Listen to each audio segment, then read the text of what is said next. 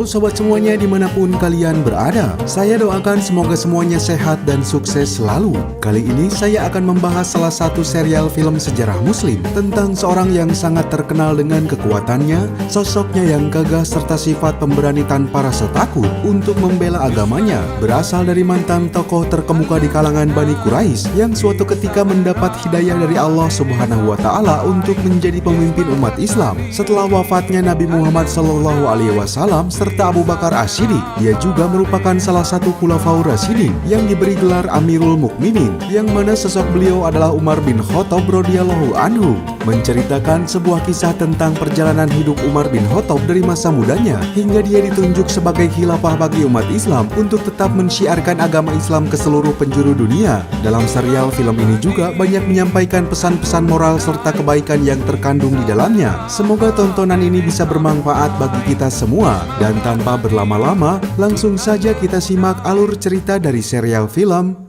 Faruq Umar.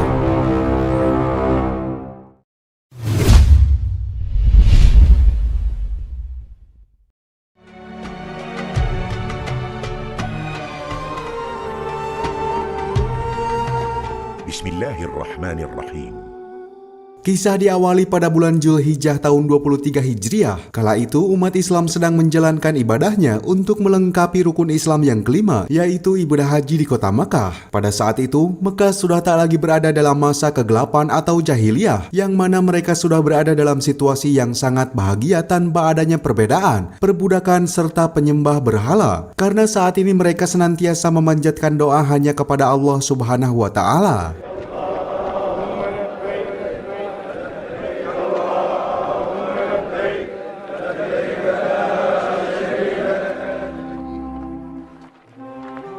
Pada masa itu pula umat Islam telah mampu bangkit dari keterpurukan pasca ditinggalkan oleh wafatnya Nabi Muhammad SAW serta Abu Bakar As-Siddiq. Dan dari kejadian itu, semua umat mengangkat Umar bin Khattab sebagai penerus untuk memimpin umat Islam ke jalan kebenaran. Dan dari sanalah gelar Amirul Mukminin juga diberikan kepadanya, hingga sebuah flashback dari sosok Umar bin Khattab semasa mudanya dimulai. Allahumma kaburat sinni. Bismillahirrahmanirrahim.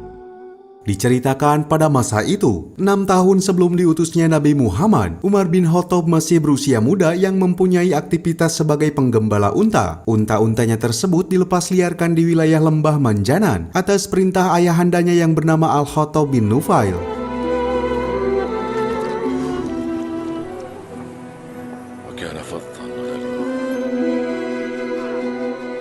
Siang itu, Umar yang tengah sibuk dihadapkan oleh keberingasan beberapa orang dari Bani Khuza'ah yang ingin meminta air untuk hewan tunggangannya. Meskipun Umar sebagai laki-laki yang perkasa dan tangguh dalam hal beradu fisik, namun sebetulnya sifat yang dimiliki Umar sangat rendah hati, hingga Bani Khuza'ah diizinkan untuk mengambil air yang berada di sumur tersebut.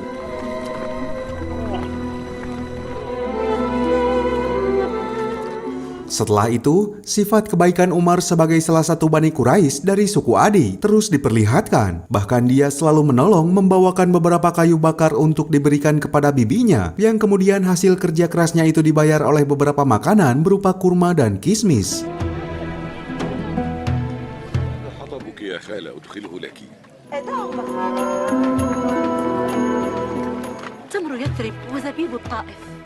Namun semua pekerjaan serta kebaikan yang dimilikinya itu membuat ayahnya tersulut emosi. Tatkala pada suatu ketika Umar berbuat kesalahan karena tak membawa unta-unta gembalanya itu kembali ke hadapan ayahnya. Walaupun Umar selalu menjelaskan kepada ayahnya bahwa tak akan mungkin ada orang yang akan mencuri unta-unta tersebut. Pasalnya unta-unta itu sudah ditandai dengan tulisan nama ayahnya.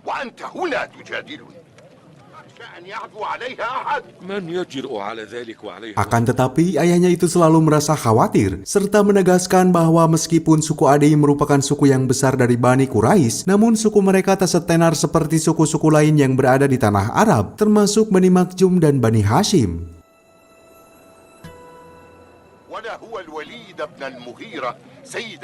Tak lama berselang, saudara dari Umar yang bernama Zaid bin Khattab mendengarkan percakapan mereka berdua, hingga Zaid memutuskan untuk membantu Umar, menggantikan tugasnya menjaga unta dan membiarkan Umar untuk beristirahat. احتطبت لخالاتي. أخرج إلى الإبل فأنهض بشأنها حتى يوافيني هناك غدا.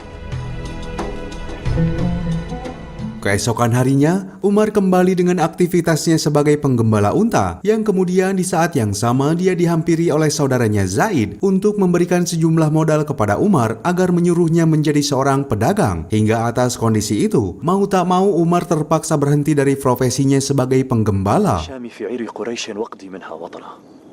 صار اجتماعهم سببا في حفظ أفرادهم. Singkat cerita, waktu ke waktu terus berlalu hingga tak terasa 2 tahun berselang setelah diutusnya Nabi Muhammad SAW. Pada masa itu pula, Umar telah banyak dikenali oleh beberapa saudagar kaya di wilayah Damaskus karena di sana Umar menjual berbagai macam dagangan, termasuk parfum serta kurma. أهلا بسيدي غسان. لا يصنع.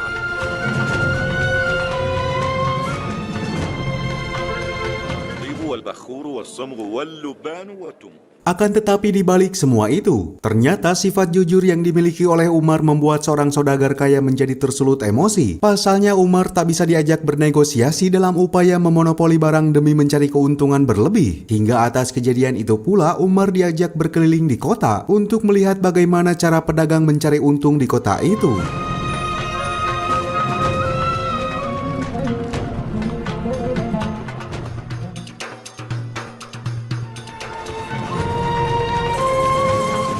Di saat yang sama, terlihat seorang pria dari Bani Hashim yang bernama Abu Sufyan, seorang saudagar kaya yang saat itu hendak menolong wanita yang sedang berdebat dengan seorang pedagang. Tak hanya itu, di tempat lain seorang pedagang Yahudi juga tengah beradu argumen dengan seorang konsumen lainnya. Setelah konsumen itu merasa ditipu oleh pedagang Yahudi tersebut. إنه مالك ومال أبيك وما أنا إلا خادم ما دعوت عليك وعلى أمثالك قوم. Saudagar kaya dari Mekah itu mencoba menengahi mereka. Hingga dari perbuatannya itu, pedagang itu merasa dipermalukan. Bahkan dia mengucapkan sumpah serapahnya tentang adanya balasan dari Mesaya.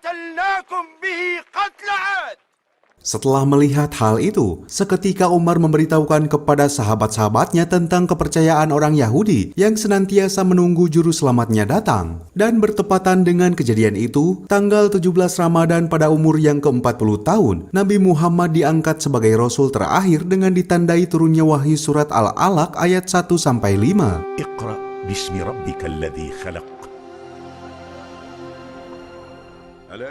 خلق الإنسان من علق. Keesokan harinya, Nabi Muhammad terus mengajak orang-orang terdekatnya untuk memeluk agama Islam, hingga Ali bin Abu Thalib serta Abu Bakar As-Siddiq bersedia dengan ikhlas untuk memeluk ajaran Islam. Tak lupa juga keluarga Yasir bin Amir yang turut serta mengikuti ajaran Nabi Muhammad. لا يملك الرقاب إلا بابها. اجلس وحدثني. Dari sana pula, Abu Bakar mengajak sahabatnya, seorang saudagar kaya yang bernama Utsman bin Affan untuk memeluk agama Islam. Dan setelah melihat maraknya orang-orang yang mengikuti ajaran Rasulullah itu, dengan segera Umar bin Khattab mendatangi pamannya yang bernama Amir bin Hisham atau biasa kita kenal dengan Abu Lahab untuk mengajak semua kaum Quraisy menjegal serta menentang agama yang dibawa oleh Nabi Muhammad. قد صح عندي أن محمدا يدعو إلى دينه خفية من دعا محمد الناس إلى دينه. Terlebih pada tahun ketiga setelah pengangkatannya sebagai Rasul, pengikut Nabi Muhammad sekarang ini sudah terang-terangan beribadah secara terbuka, hingga Abu Sufyan secara tak sengaja melihat Sa'ad bin Abu Waqqas dari Bani Zuhrah beribadah di atas bukit.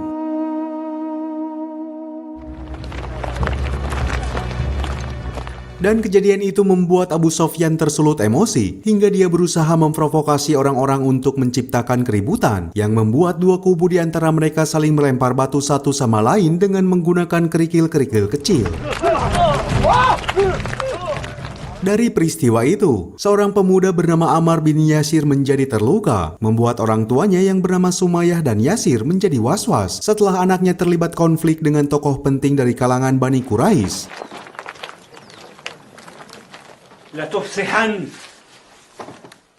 Pasalnya kejadian itu berbuntut pada ibunya yang bekerja pada salah satu petinggi Quraisy bernama Abu Lahab. Walaupun dengan sabarnya, Ammar bin Yasir terus mencoba menenangkan kedua orang tuanya dengan cara menyampaikan wahyu yang baru saja diturunkan kepada Nabi Muhammad yang berisikan Quran surat Ad-Duha ayat 1-11. والضحى والليل إذا سجى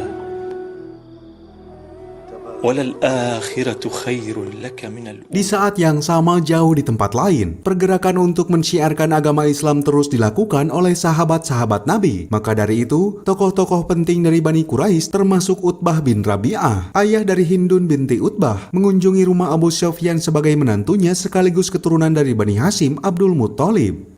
ولئن اتبعه بعضنا فهم شرذمة. نحن نتجادل في أمر محمد. Terlihat Hindun yang merasa geram dengan ajaran Nabi Muhammad terus meminta kepada ayahnya untuk mendesak kaum Quraisy supaya bertindak lebih tegas sebelum Nabi Muhammad mendapatkan lebih banyak pengikutnya. Namun Utbah bin Rabi'ah tak mau gegabah dalam permasalahan ini. Pasalnya keluarga mereka sangat dekat dengan Bani Hashim yang juga mereka termasuk keturunan dari Abdi Manaf. إنها أرحامنا أنت.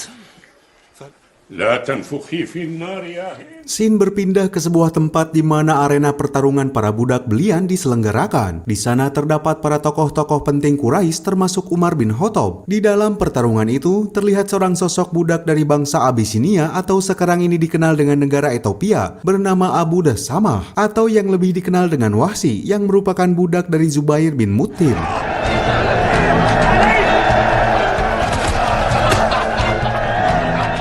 Di sana Wahsy yang terkenal dengan kekuatan fisiknya mampu menumbangkan musuh-musuhnya hingga seorang tokoh Quraisy seketika memasukkan seorang budak bernama Bilal bin Rabah untuk bertarung dengan Wahsy. Namun Bilal yang memang tak mempunyai background sebagai petarung dengan cepat dapat ditumbangkan oleh Wahsy.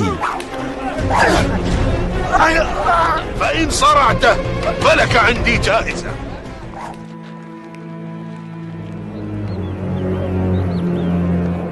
Setelah selesainya acara pertarungan para budak itu, keesokan harinya pada pagi hari, Nabi Muhammad membuat pengakuan dirinya sebagai utusan Tuhan dan mengajak semua warga Mekah untuk masuk ke dalam ajaran Islam. Pertemuan di pagi itu banyak dihadiri oleh tokoh-tokoh penting Quraisy, termasuk Abu Thalib yang menjadi paman kesayangan Nabi Muhammad, yang telah mengabdikan dirinya untuk melindungi setiap kegiatan dakwah keponakannya itu dari segala macam mara bahaya. تأخر عن شيوخ قريش وقد أهمهم ما أهمهم.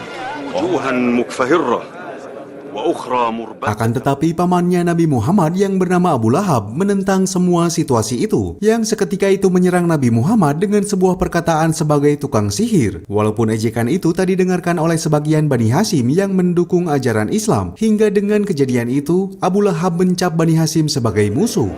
ثم يصيب آلهتكم.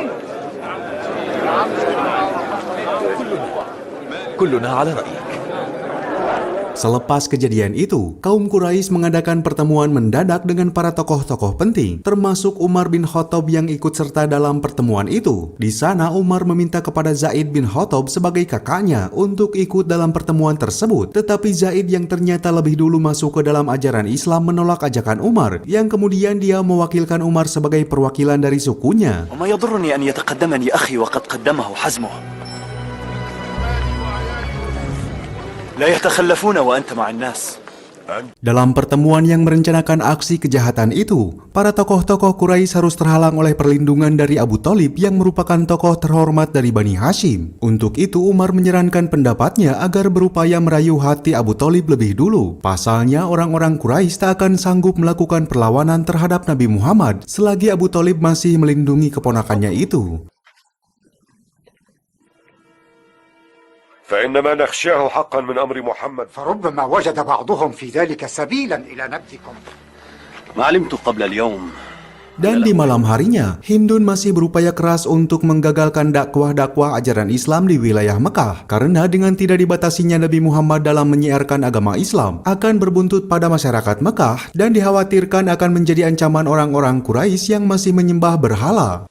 صدقت هند يا أبا الوليد صدقت. فما أحرانا أن نجتمع معهم على صده ورد. Tak hanya itu, Abu Lahab juga masih menentang keras dakwah yang dilancarkan oleh keponakannya sendiri. Maka dari itu, dia bersama istrinya yang bernama Ummu Jamil sepakat untuk mencelakai Nabi Muhammad meski beliau adalah keponakannya sendiri. لا ترين ما أفعل به. هذا عمه يشهد عليه.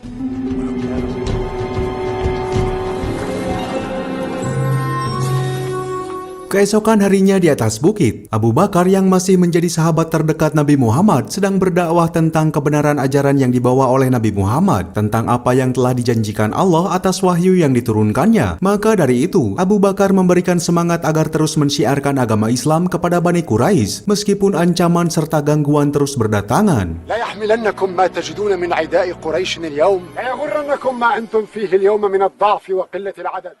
قد صدقنا نبينا يا أبا بكر.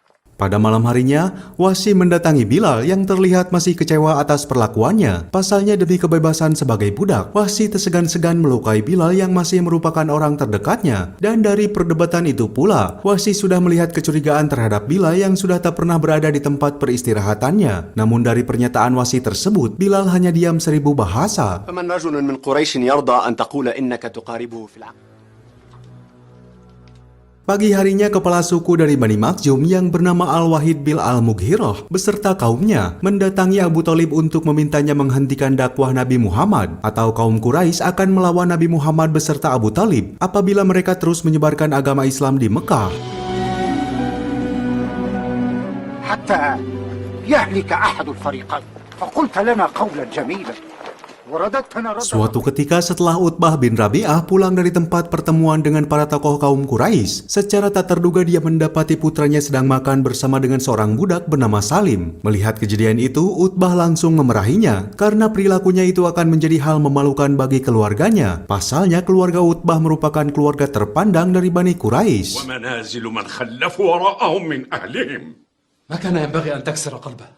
عبد شمس يطاعم عبده في إناء. Di saat yang sama, Abu Thalib berhasil memergoki Abu Lahab saat hendak melakukan aksinya untuk mencelakai Nabi Muhammad. Akan tetapi Abu Lahab yang juga menganggap musuh kepada Nabi tak menggubris perkataan Abu Thalib. Maka dari sana pula lah Nabi Muhammad menerima wahyu dengan turunnya Quran surat Al-Lahab ayat 1-5.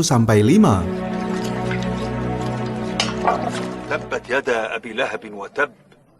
Pertemuan dengan para petinggi kaum Quraisy kembali terjadi, yang mana saat itu Abu Jahal menginginkan konfrontasi dengan Bani Hashim untuk menyerahkan Nabi Muhammad kepada kaum Quraisy. Namun semua pendapat Abu Jahal ditolak keras oleh Umar bin Khattab karena dia lebih menyarankan agar jangan terlalu terburu-buru untuk menyatakan perang dengan Bani Hashim. Pasalnya kini Abu Thalib, Hamzah serta Abbas sebagai paman-paman Nabi Muhammad belum mengikuti ajaran Islam. Maka dari itu mereka dituntut untuk berhati-hati atau Bani Quraisy akan semakin sulit untuk mengalahkan Nabi Muhammad. مذهبكم الذي ورثتموه على آبائكم. ويجمع أصحابه على عصبية الدين. فصل الكلام. Atas gagasan itu, Umar mendapatkan banyak pujian dari tokoh-tokoh Quraisy sebagai orang yang sangat bijaksana dalam mengambil keputusan. فينا يا عمر ولا عدمنا رأيك. Dan sesaat kemudian dari arah luar, secara tak diduga, Salim memperkenalkan diri bahwa dirinya adalah anak dari Abu Hudzaifah bin Utbah bin Rabi'ah, yang seketika itu dia terbebas dari perbudakan.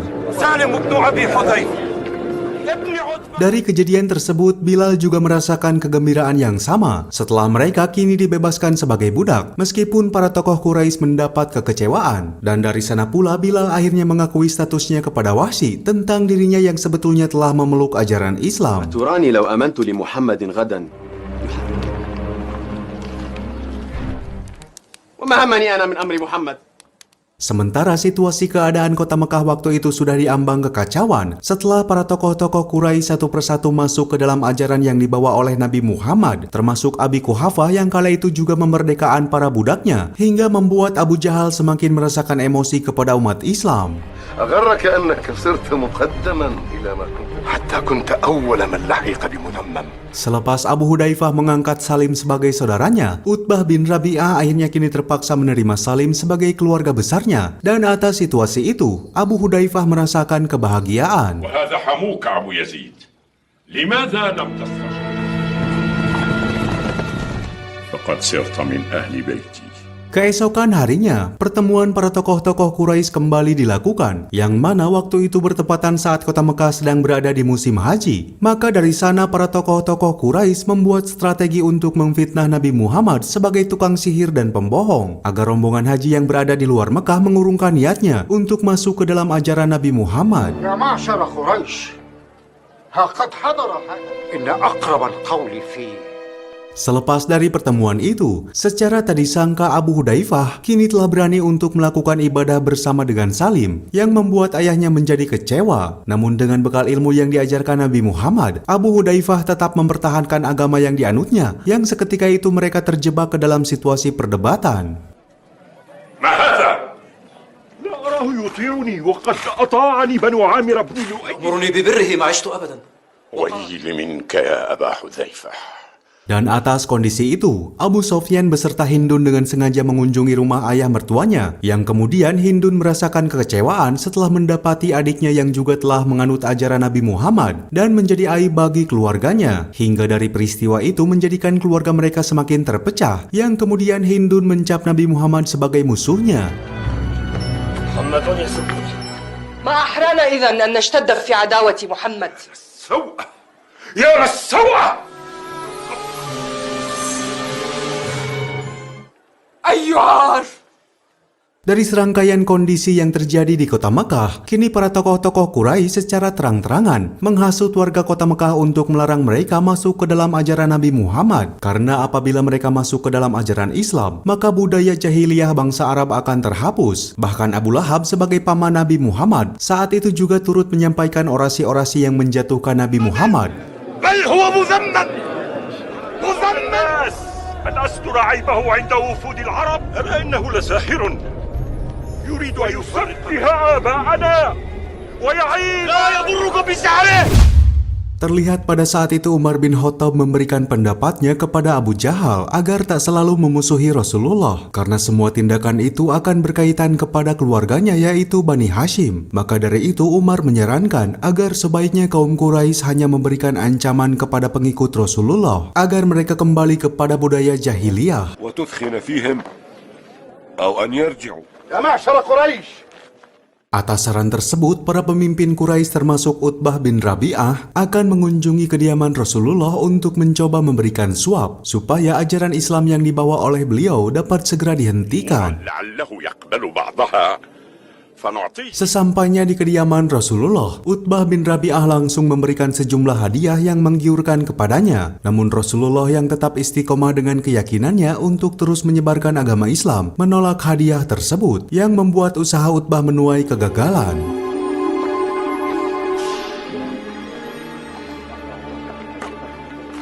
والله ما هو بالشعر ولا بالكهانة. Kegagalan beliau untuk membujuk Rasulullah langsung dia kemukakan di tempat perkumpulan para pemimpin Quraisy. Di sana Utbah menyarankan agar para pemimpin Quraisy tak menyentuh Rasulullah. Pasalnya Rasulullah menginginkan perubahan besar di Mekah. Hingga pendapat tersebut dibenarkan oleh anaknya Abu Hudzaifah beserta anak angkatnya Salim yang saat itu sengaja menyusul beliau. فلا أقل من أن تصغوا إلى رأي أبي. ما نحن فاعلون بمحمد وصحبه. لا يكونن لقوله نبأ عظيم. Walaupun Abu Jahal tetap bersikukuh bahwa Rasulullah merupakan sosok pengganggu yang telah memecah belah kaum Quraisy, hingga Abu Lahab mencemooh Abu Hudzaifah di depan ayahnya sendiri. Dan atas kejadian tersebut ternyata menyebabkan Abu Hudzaifah serta Utbah merasakan emosi karena Utbah merasa Abu Jahal telah berlebihan, hingga dia sendiri tak menyadari bahwa saudara tirinya yang bernama Salamah bin Hisham dan Ayas bin Abi Rabi'ah telah masuk ke dalam ajaran Rasulullah. أنصف رسول الله حين كان كأبا جهل. أقصر يا أبا الحكم. لأمك عياش بن أبي ربيعة وقد أسلم. Mendengar perkataannya, Abu Jahal langsung mencari keberadaan saudaranya itu untuk memberikan sebuah hukuman karena mereka berdua telah menjadi aib dari keluarganya, termasuk juga Umar yang kecewa atas kedua sahabatnya itu. هل سمعتما؟ ما هذا؟ أيديكم عني قطع. Setelah mengetahui bahwa beberapa dari kaum Quraisy telah memeluk ajaran Islam, Umar langsung memberikan sebuah ancaman kepada kaumnya yaitu Bani Adi. Karena Umar tak mau apabila Bani Adi mengikuti ajaran Rasulullah dan jika mereka membangkang, maka Umar tak segan-segan akan memberikan hukuman. Pasalnya kala itu Umar telah ditunjuk sebagai pemimpin hingga rasa tanggung jawab Umar sangat besar terhadap kaumnya. أنصتوا يا بني عدي إلى قولي وصلها. ولكنه صعيد العذاب. Terlebih pada saat itu, Abu Jahal juga tak segan-segan mengintimidasi orang-orang yang telah masuk ke dalam ajaran Islam. Dia tak pandang bulu meskipun itu saudaranya, seorang bangsawan maupun budak yang bekerja pada orang-orang Quraisy. Hingga di saat yang sama, kaum Adi juga tak luput dari siksaan Umar. Setelah mereka diperingatkan, namun nyatanya mereka memutuskan untuk membangkang dan memilih memeluk ajaran Islam.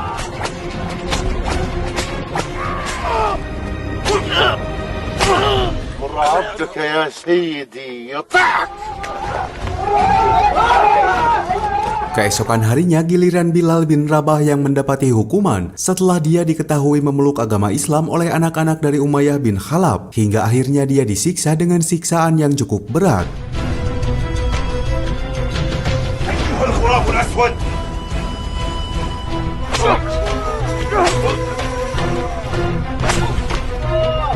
Tak hanya itu, Abu Jahal juga mendapati bahwa keluarga Yasir, salah satu keluarga petinggi Bani Quraisy, kini telah memeluk ajaran Islam. Informasi itu dia ketahui saat Umayyah membeberkan semuanya kepada Abu Jahal, dan dari sana Abu Jahal mulai merasa khawatir serta malu atas semua tindakan yang selama ini dia lakukan. أما علمت أن مواليكم ياسر العنسي على دين محمد. Atas hal itu Abu Jahal langsung memberikan hukuman kepada keluarga Yasir yang dia anggap sebagai aib bagi Bani Quraisy. Mereka merasakan siksaan berat di tengah padang pasir yang gersang, termasuk Bilal bin Rabah yang disiksa pada hari kedua oleh Umayyah dengan siksaan yang lebih berat. بل خدمنا وموالينا.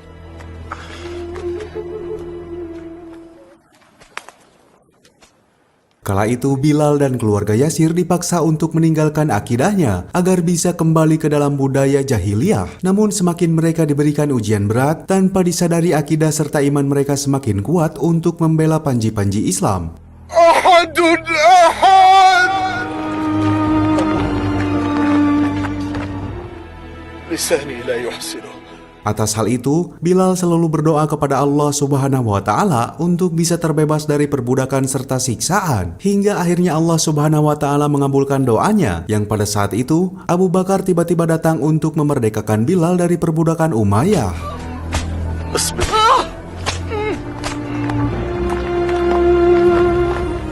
هي لك تصلك الليلة من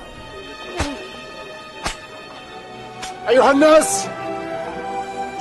Walaupun di saat yang sama Abu Bakar tak mampu menyelamatkan keluarga Yasir karena mereka bukanlah seorang budak, melainkan orang-orang merdeka dari keluarga Abu Jahal. Dari sana Abu Bakar hanya bisa memberikan amanat kepada keluarga Yasir agar selalu bersabar sesuai perintah Rasulullah, karena sesuai keterangannya bahwa pintu surga akan terbuka lebar bagi orang-orang yang mampu bersabar. صبرا آل ياسر فإن موعدكم الجنة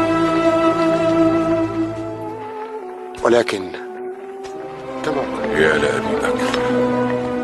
Mendengar hal itu, keluarga Yasir menjadi semakin semangat untuk menguatkan akidah Islamnya, hingga membuat Abu Jahal merasakan emosi yang sangat mendalam. Seketika itu Abu Jahal melepaskan tombak ke tubuh Sumayyah yang membuatnya tewas, dan dia menjadi wanita pertama yang meninggal dalam keadaan syahid. Serta dari sana pula, Yasir sebagai suami Sumayyah menyusul kematian istrinya dalam keadaan syahid.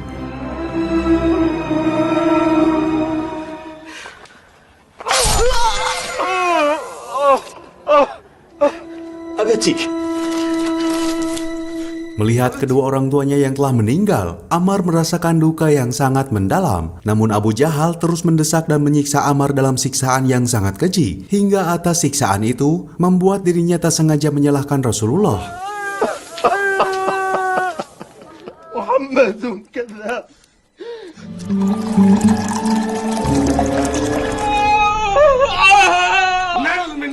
Mendengar hal itu, kaum Quraisy sangat bergembira saat mendengar bahwa seorang umat muslim ternyata berani menyalahkan Rasulullah. Walaupun sebetulnya Ammar sangat menyesali perbuatannya yang secara tak sadar telah mengeluarkan kata-kata yang tak pantas untuk diucapkan kepada Rasulullah.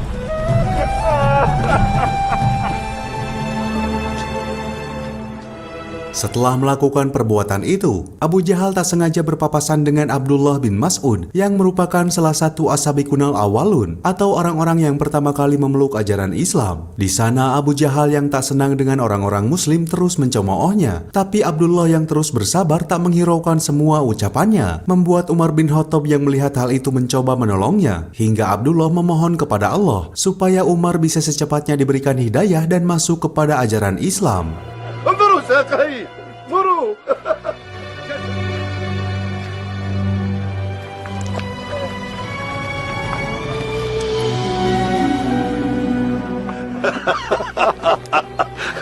دعاء النبي يخطئك.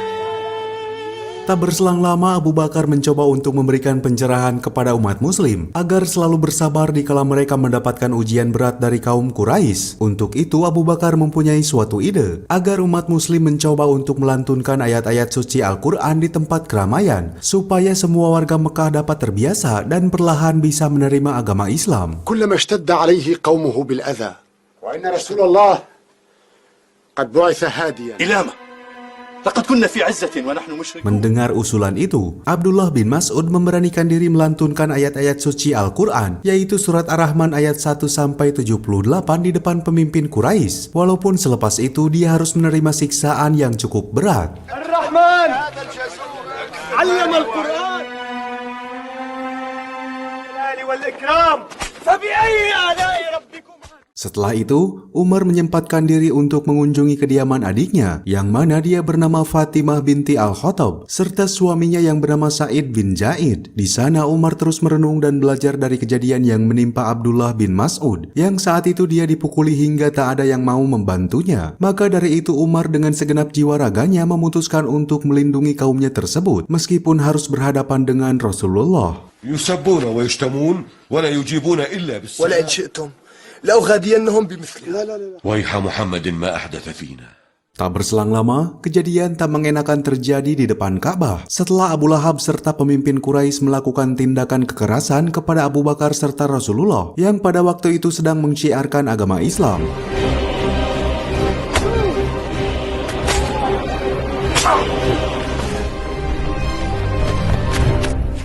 Atas kejadian itu, Hamzah bin Abdul Muthalib langsung membalas perbuatan mereka. Bahkan di sana Hamzah langsung memeluk ajaran Islam setelah dia menyadari perbuatan para Bani Quraisy, disusul oleh ibunda Abu Bakar yang bernama Salma Ummul Khair binti Sakhar yang juga memantapkan dirinya untuk memeluk Islam.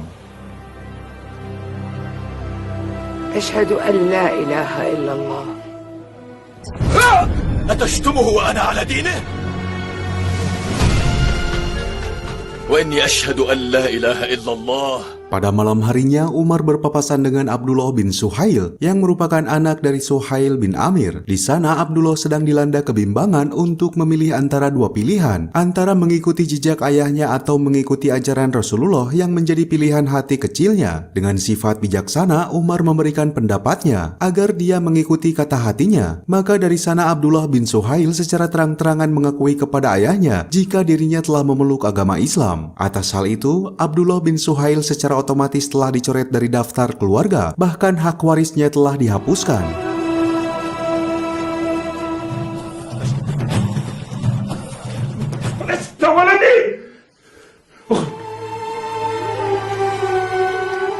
Pada masa itu, kekerasan kepada umat Islam terus terjadi di kota Mekah. Maka dari itu, Rasulullah memberikan amanah kepada umatnya agar berhijrah ke kota Abisinia, yang sekarang ini menjadi negara Ethiopia. Kala itu, kota Abisinia dipimpin oleh seorang raja yang sangat bijaksana bernama Najasyi. Dia adalah penguasa kerajaan Aksum pada periode 614 sampai 631 Masehi.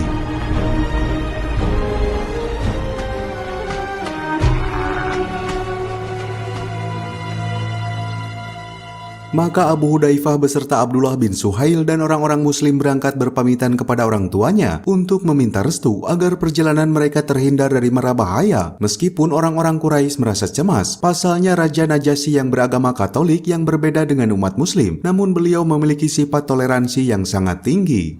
على غير دين محمد قاسمنا أبناءنا وقسم قلوبنا. Waktu ke waktu terus berlalu, tak terasa rombongan umat muslim telah sampai di kota Abisinia. Di sana umat muslim diterima dengan baik oleh Raja Najasyi, hingga raut wajah kebahagiaan terlihat dari raut wajah Utsman bin Affan. Karena terlepas dari situasi itu, Raja Najasyi memang telah mengenal sosok ayahanda Abu Hudzaifah yaitu Utbah, yang merupakan kabilah dagang di kota tersebut. Maka tak heran jika para rombongan umat muslim dari Mekah dapat diterima dengan baik.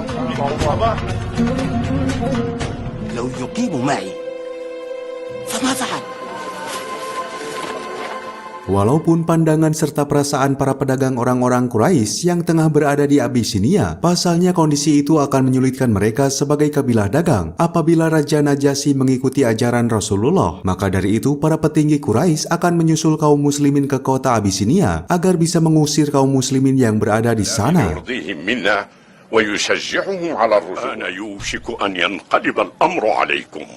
الآن يا معشر قريش عرفتم خطأ رأيكم. Beberapa waktu setelah Hamzah menyatakan diri untuk masuk Islam, tak lama kemudian Umar dikagetkan dengan masuknya Fatimah serta suaminya Sa'id bin Zaid ke dalam ajaran Islam setelah dia diberitahu oleh orang-orang Quraisy. فقد والله أسلما وتابعا محمدا على دينه.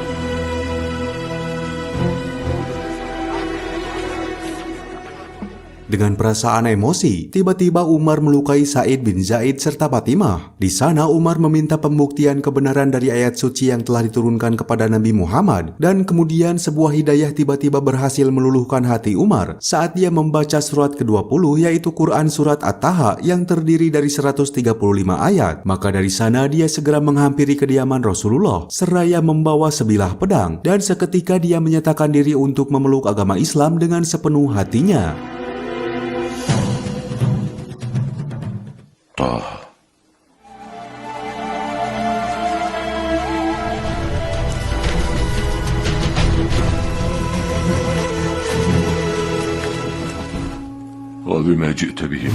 Setelah Umar bin Khattab memeluk agama Islam, maka saat ini Umar berniat untuk menjadi pelindung bagi kaum muslimin dari tindakan jahat orang-orang Quraisy, hingga secara tegas dia memberitahukan secara terang-terangan kepada para pemimpin Quraisy yang seketika itu mereka menjadi terperangah seraya merasakan ketakutan.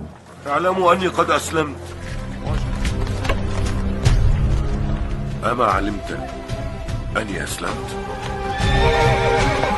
ما علمت أني أسلمت؟ Tak sampai di situ, Umar juga langsung bergegas untuk memulai misinya untuk membujuk kaum Adi agar mereka lebih bisa belajar untuk memilih jalan ajaran Islam tanpa memaksanya. Dengan masuknya Umar dan Hamzah, secara otomatis merubah keadaan di kota Mekah.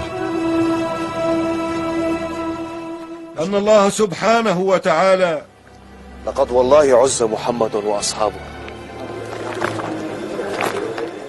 Terlebih saat ini umat muslim mempunyai sosok pelindung dari kekejaman Bani Quraisy hingga mereka bisa beribadah dengan tenang. Bahkan kini Umar juga mulai memberanikan diri untuk berdakwah kepada masyarakat Mekah agar bisa meninggalkan budaya jahiliyah dan kembali ke jalan ajaran agama Islam.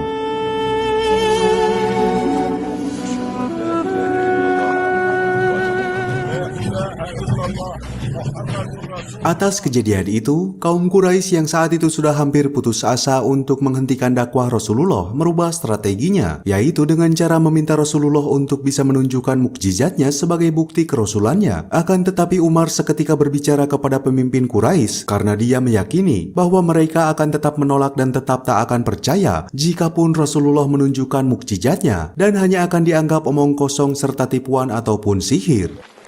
تلك الآيات التي أردتم أن تعجزوا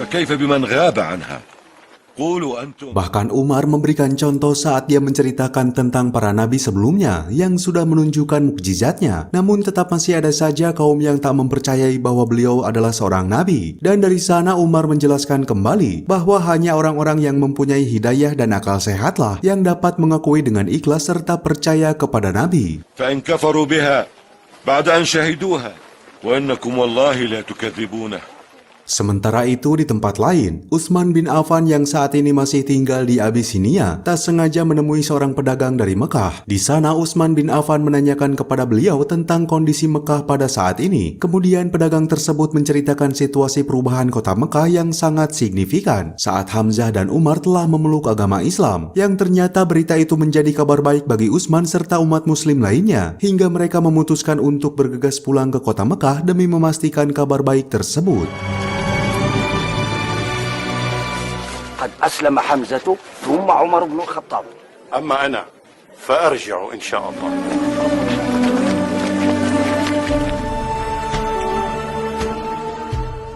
Kepulangan sebagian umat Islam dari tanah Abisinia menjadi momen yang sangat mengharukan bagi mereka, termasuk Abdullah bin Suhail yang saat itu langsung disambut oleh keluarga kecilnya. Namun pada keesokan harinya, Abdullah bin Suhail harus menerima hukuman setelah ayahnya memutuskan untuk mengurungnya karena keputusannya untuk memeluk ajaran Islam. Hingga kini dia menjadi aib bagi keluarganya. Tak hanya itu, Abu Jandal yang merupakan saudara dari Abdullah bin Suhail juga terpaksa harus menerima hukuman setelah dirinya mengakui telah memeluk agama Islam.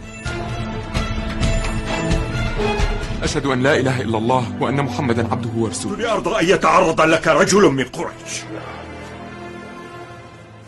Di saat yang sama, para tetua Quraisy langsung mengerahkan utusannya agar bisa membuat sebagian kaum muslimin yang masih bertahan di Abisinia dapat dideportasi. Maka Abu Jahal memerintahkan Amir bin As sebagai sosok yang dikenal dekat dengan Raja Najasyi untuk memanfaatkan hal tersebut. Hingga tanpa buang waktu, Amir bin As langsung bergegas untuk melobi Raja Najasyi di kota Abisinia. لو كنت مفارقا دين قومي لفارقته لدينكم.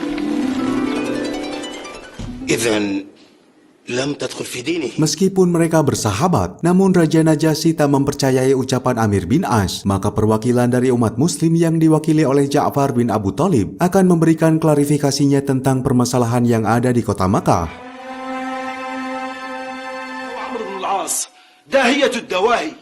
Dengan menceritakan pada masa jahiliyah sampai datangnya Rasulullah, Ja'far bin Abu Thalib secara detail menggambarkan bagaimana orang-orang Quraisy bertindak sesuka hatinya, mencelakai umat muslim sampai mereka berhijrah ke Abisinia agar bisa mencari perlindungan sesuai amanah dari Rasulullah. Tak sampai di situ, Ja'far bin Abu Thalib juga membacakan ayat suci Al-Quran yang berisikan surat Maryam ayat 7-15. Kharajna ila biladik. واخترناك على إنا نبشرك بغلام اسمه يحيى. Mendengar lantunan ayat tersebut yang berisikan doa Nabi Zakaria saat meminta keturunan kepada Allah, membuat Raja Najasyi meneteskan air matanya, yang mana ayat suci itu terlihat sangat mirip seperti apa yang pernah disampaikan oleh Nabi Isa sesuai keyakinan orang-orang Katolik, hingga usaha dari Amir bin As untuk memulangkan orang-orang muslim menuai kegagalan.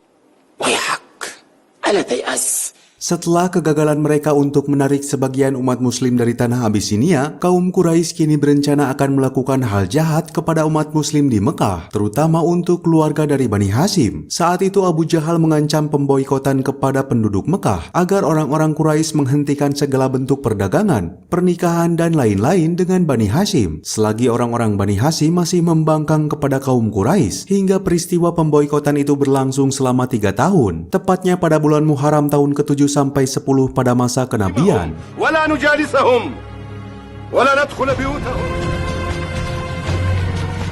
ولا نبيعهم شيئا. Dari situasi itu, rasa kecemasan terasa kepada Abu Thalib yang mengkhawatirkan Rasulullah. Maka dari itu Abu Thalib menyarankan kepada Hamzah dan Umar agar memerintahkan siapa saja dari kalangan umat muslim untuk menyamar, menggantikan posisi Rasulullah di tempat di mana dia beristirahat. فإذا نام الناس. Singkat cerita, aksi pemboikotan itu telah berlangsung hingga kaum Bani Hashim merasakan dampaknya seperti kelaparan dan lain-lain, termasuk juga Abu Thalib yang kala itu sudah berusia renta yang sering mendapatkan perlakuan yang tak mengenakan dari orang-orang Quraisy.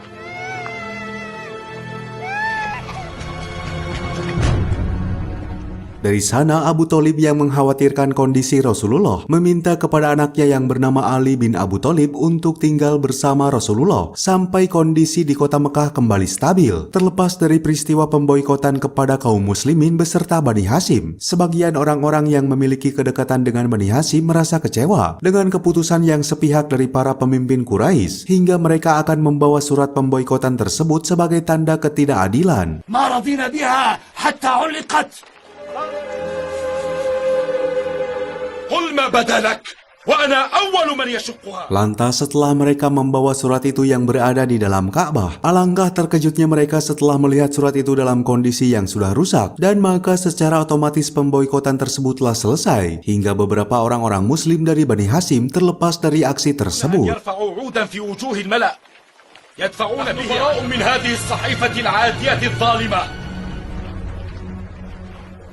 Namun setelah kejadian tersebut, Abu Thalib harus terkapar di tempat peristirahatannya hingga dirinya harus menghembuskan nafas terakhirnya, yang seketika itu Rasulullah merasakan duka yang sangat mendalam.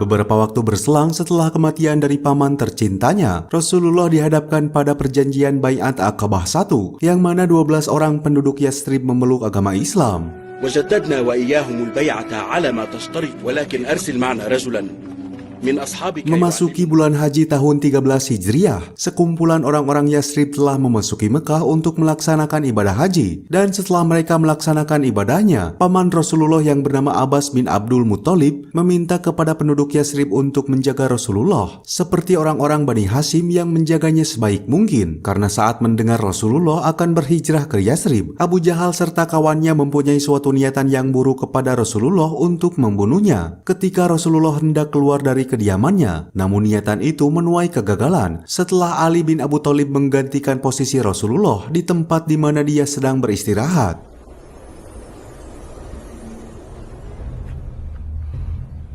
نصبر حتى يخرج.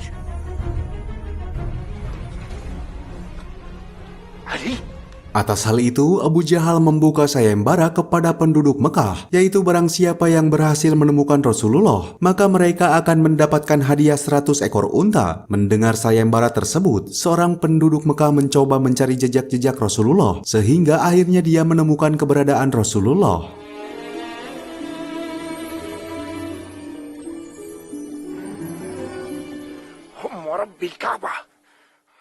Tak berselang lama, niatan dari seorang penduduk Mekah tersebut urung terjadi setelah Rasulullah menjanjikan berupa hadiah dari kerajaan Persia. Hingga dari kejadian itu, Rasulullah serta Abu Bakar dapat meninggalkan Mekah dalam keadaan aman.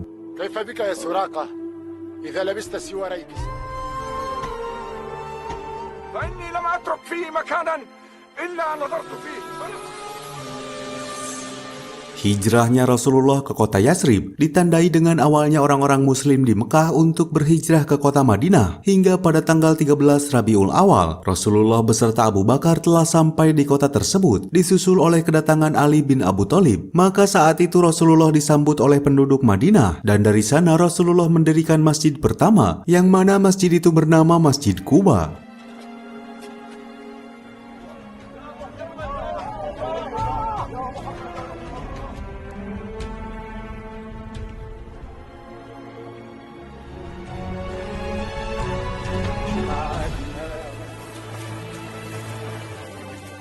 Singkat cerita, pengerjaan masjid umat muslim telah rampung dilaksanakan. Maka seketika itu, Bilal bin Rabah ditunjuk oleh Rasulullah mengumandangkan azan untuk pertama kalinya. Mendengar seruan azan yang dilantangkan oleh Bilal, tokoh-tokoh muslim langsung berbondong-bondong berdatangan ke masjid untuk menyaksikan Bilal.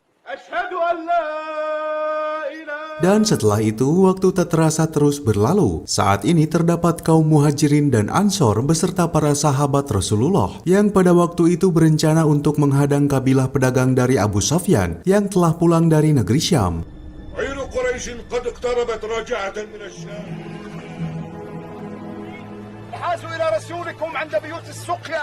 Hal ini dilakukan karena orang-orang Quraisy diketahui telah menjarah barang-barang orang muslim yang berhijrah ke Madinah. Maka dari itu Rasulullah memutuskan untuk mengambil kembali hak-hak orang muslim dari tangan kaum Quraisy.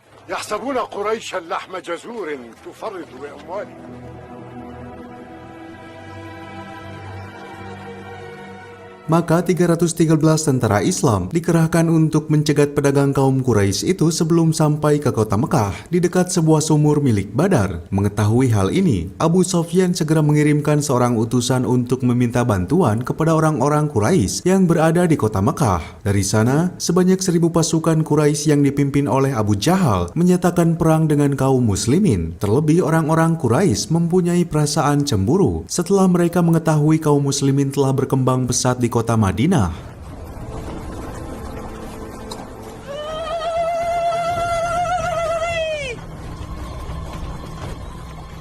Akhirnya kedua kubu yang berbeda keyakinan tersebut dipertemukan di sebuah tempat yang berdekatan dengan sumur Badar pada tanggal 17 Ramadan tahun 2 Hijriah pada pagi hari, dan peristiwa itu dikenal sebagai Perang Badar.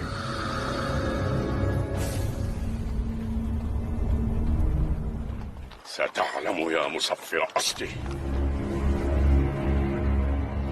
Umat muslim yang dipimpin oleh Hamzah mengirimkan perwakilannya untuk melakukan pertarungan 1 lawan 1 dengan perwakilan orang-orang Quraisy. Mereka terdiri dari Ali bin Abi Thalib, Hamzah serta Ubaidah bin Harits. Sedangkan dari kubu Quraisy diwakili oleh Utbah bin Rabi'ah, Walid bin Utbah serta Syaibah bin Rabi'ah.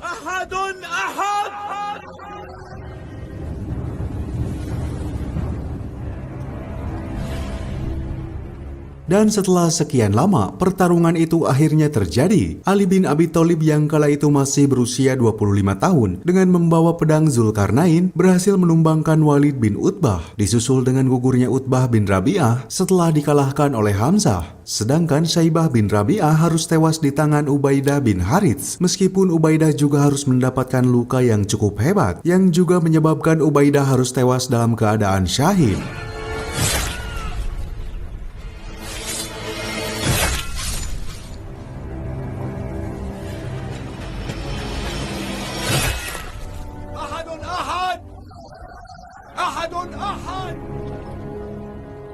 Walaupun setelah pertarungan itu dimenangkan oleh pihak kaum muslimin, ternyata tiba-tiba pasukan Quraisy langsung mengerahkan pasukannya untuk menyerang kaum muslimin. Di saat yang sama, Hamzah mengambil alih komando pasukan muslimin untuk mengerahkan setiap divisinya, termasuk Ali bin Abi Thalib yang juga memegang komando dari kaum Muhajirin.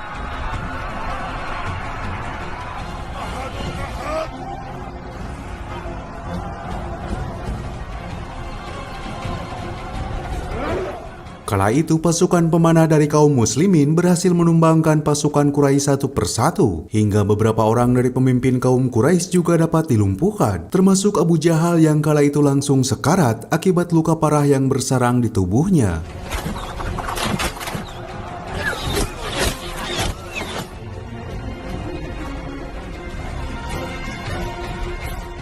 Kematian Abu Jahal yang menggemparkan itu juga dirasakan oleh Umayyah bin Khalaf setelah Bilal bin Rabah sebagai mantan budaknya berhasil melumpuhkan Umayyah dengan pedangnya. Hingga setelah melihat tumbangnya para pemimpin Quraisy, maka secara garis besar umat muslim dapat dikatakan menang dalam pertempuran Badar.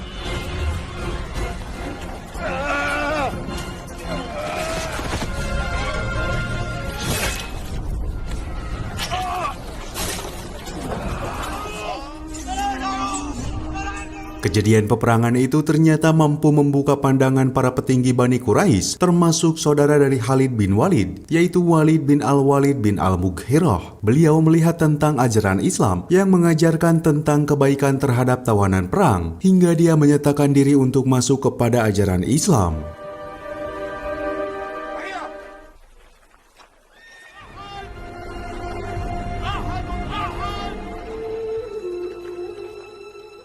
Beberapa bulan kemudian, kota Mekah dirundung duka yang sangat mendalam setelah para kaum Quraisy ditinggalkan oleh para tokoh petingginya pasca meletusnya Perang Badar. Terlihat seseorang bernama Hindun yang menangisi saudara serta ayahandanya yang telah dibunuh oleh Hamzah. Dan dari sana pula lah Hindun merasakan sebuah dendam kepada Hamzah. لئن ظفرت به سنبلغ ثأرنا يا هند ولا تشفين. Maka Hindun meminta bantuan kepada seorang budak bernama Wahsy untuk bisa melenyapkan Hamzah. Dia diberikan sebuah iming-iming bahwa apabila misi tersebut berhasil, maka Wahsy akan terbebas dari perbudakan serta mendapatkan perhiasan yang sangat banyak dari Hindun. فعلت هذا فإن استطعت أن تقتله. Tak mau kehilangan kesempatan, Wahsy langsung menyetujui kesepakatan itu. Hingga singkat cerita pada tanggal 7 Syawal tahun 3 Hijriah, meletuslah perang Uhud yang dikomandoi oleh Abu Sofyan dari kaum Quraisy, sedangkan dari kaum muslimin masih dipimpin oleh Rasulullah.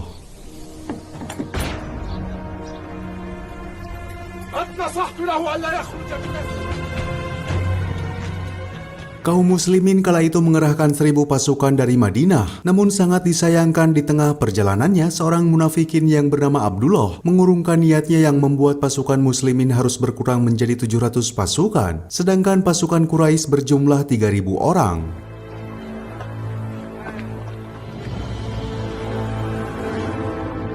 Dalam peristiwa perang Uhud tersebut, di sana Rasulullah memerintahkan kepada pasukan pemanah yang berkisar 50 orang untuk tetap bersiaga di atas bukit meskipun dalam situasi apapun. Karena saat itu, kaum Quraisy mengusung misi balas dendam setelah kekalahan perang Badar, hingga mereka segera mengerahkan pasukannya untuk menyerang kaum muslimin.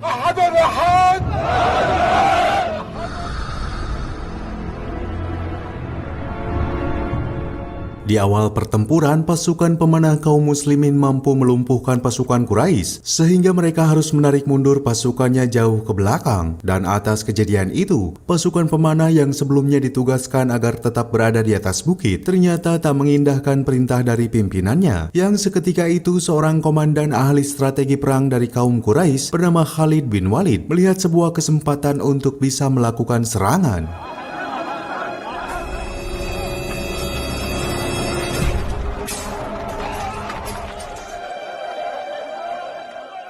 Khalid bin Walid langsung memerintahkan pasukan berkudanya agar memutari bukit Uhud, hingga pasukan muslimin yang sedang terlena atas mundurnya kaum Quraisy seketika tercengang setelah pasukan Khalid bin Walid menyerang dari arah belakang secara mendadak, hingga pasukan muslimin banyak yang berguguran.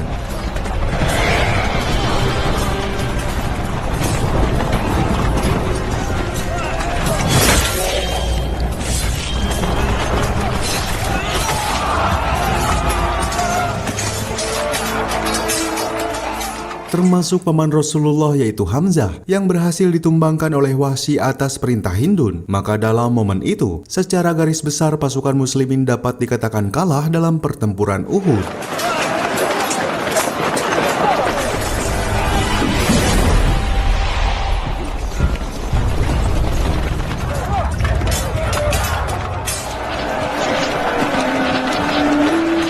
Dari kejadian itu pula, Wahsy dapat terbebas dari statusnya sebagai budak, serta mendapatkan perhiasan yang sangat melimpah setelah dia berhasil melakukan kesepakatan yang diminta oleh Hindun. Namun kebahagiaan Wahsy tak bertahan lama, pasalnya dia ternyata masih dianggap sebagai budak yang dipandang secara hina oleh orang-orang Mekah. Hingga dengan kejadian itu, Wahsy merasakan sakit hati kepada penduduk Mekah.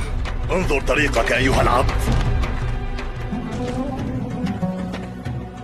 ألا ترانا مجتمعين في نادينا نخوض فيما يشغل قومنا؟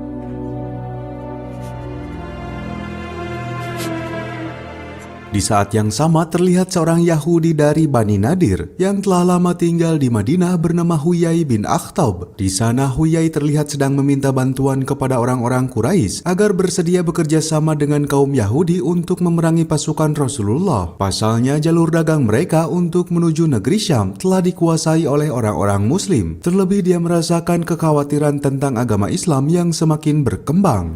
فإن رأوا عديدنا واطمأنوا إلى تفوقنا أما غطفان فعاقدناهم على. Tak hanya itu, Huyai juga akan melakukan negosiasi dengan kaum Gutafan yang dipimpin oleh Uyainah bin Hisni Fazari dengan memberikan sogokan berupa pemberian kurma Khaybar selama 1 tahun agar mereka mau bersedia memerangi umat Muslim.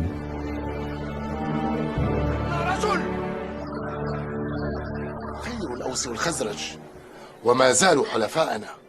Mengetahui kaum Yahudi bekerja sama dengan kaum Quraisy, para sahabat Rasulullah segera membuka rapat darurat. Di sana seseorang bernama Salman Al-Farisi memberikan sebuah ide agar orang-orang Muslim membuat benteng parit di sektor utara kota Madinah. Hal ini dilakukan karena di sebelah utara Madinah itu merupakan satu-satunya jalan terbuka yang akan dilalui pasukan musuh. فلا تصلوا إلينا أو Karena di sisi lain kota Madinah sudah terdapat benteng, gunung-gunung yang menjulang dan dipenuhi dengan pepohonan, sehingga tak mungkin dilalui oleh pasukan musuh. Rencana pembuatan parit itu akan dibangun sepanjang 3 km dengan lebar 4-6 meter. Dan pada bulan Syawal tahun 5 Hijriah atau tepatnya pada tahun 627 Masehi, terjadilah pertempuran yang dikenal sebagai pertempuran Perang Khandak atau Perang Ahzab yang dipimpin oleh Abu Sofyan dari kaum Quraisy dan kaum muslimin dipimpin oleh Rasulullah.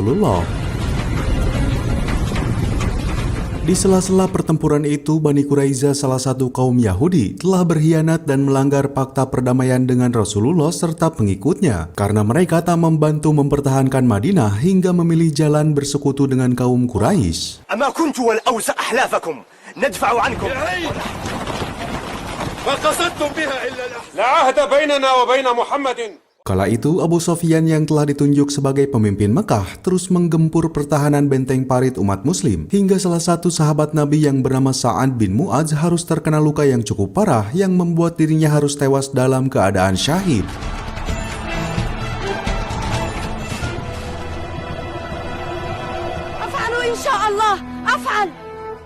Dan setelah 27 hari menggempur benteng parit umat muslim, Abu Sofyan harus terpaksa menarik mundur pasukannya dikarenakan cuaca yang tak mendukung akibat badai gurun yang tiba-tiba menerjang kawasan itu. Dan secara garis besar pasukan muslim dapat memenangkan Perang Khandak. فارتحلوا ارتحلوا إني مرتحل.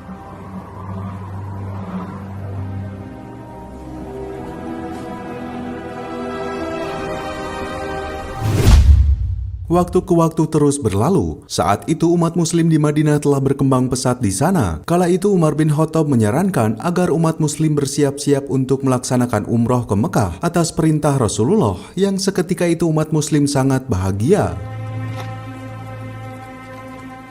إنها الرؤيا رآها رسول الله رأى أننا ندخل معه مكة.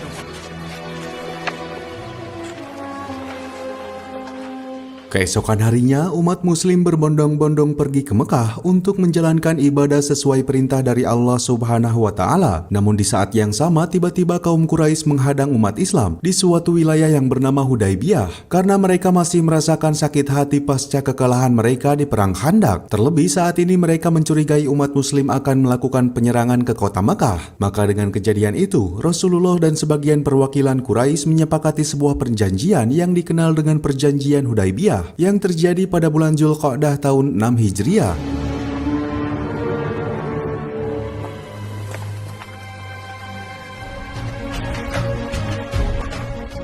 Perjanjian itu berisikan bahwa tak boleh ada peperangan antara kedua belah pihak dalam jangka waktu 10 tahun. Siapapun orang yang ingin mengikuti Rasulullah maka diperbolehkan secara bebas, dan siapapun yang ingin mengikuti Quraisy juga diperbolehkan secara bebas. Lalu jika seorang pemuda yang masih mempunyai orang tua, maka tak boleh mengikuti ajaran Rasulullah tanpa seizin orang tuanya. Dan bila umat muslim mengikuti kaum Quraisy, maka dia tak akan dikembalikan.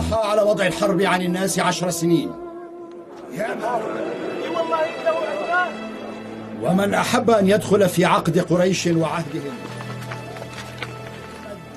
لم يرده عليه. Atas kesepakatan itu, secara otomatis pada tahun ini, Rasulullah dan pengikutnya tak bisa menjalankan umrohnya ke kota Mekah. Tapi tahun depan, umat muslim dapat masuk ke Mekah secara bebas untuk melakukan tawaf di sana selama 3 hari tanpa membawa senjata. Dan selama 3 hari itu, penduduk Quraisy akan mundur ke bukit-bukit untuk menghindari pertikaian. ما تأخر عثمان إلا لشر أصابه.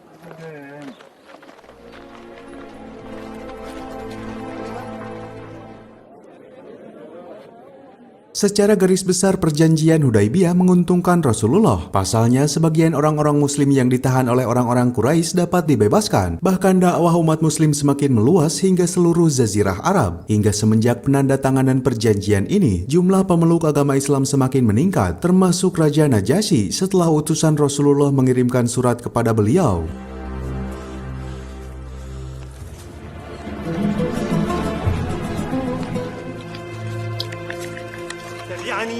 وتؤمن بالذي جاءني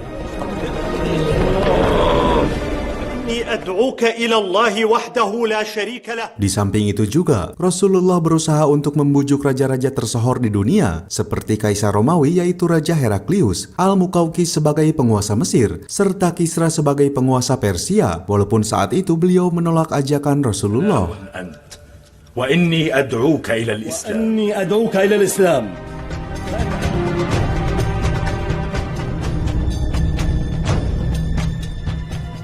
أفتبايعني له على الإسلام. Dan di saat yang sama pada tahun 8 Hijriah, perjanjian Hudaibiyah akhirnya resmi dibatalkan oleh kaum Quraisy. Pasalnya Bani Bakir yang merupakan sekutu Quraisy menyerang Bani Khuza'ah yang masih menjadi sekutu umat muslim. Hingga peristiwa itu berdampak pada terjadinya peristiwa Fatu Makkah, di mana Nabi Muhammad SAW memimpin 10.000 pasukan dari Madinah ke Mekah. Dan sebelum terjadinya perang itu, Rasulullah yang selalu mendoakan Khalid bin Walid untuk memeluk ajaran Islam akhirnya dikabulkan. Maka dengan masuknya Khalid bin Walid, maka umat muslim telah mendapatkan sosok seorang jenderal besar yang kemudian dia dijuluki sebagai pedang Allah.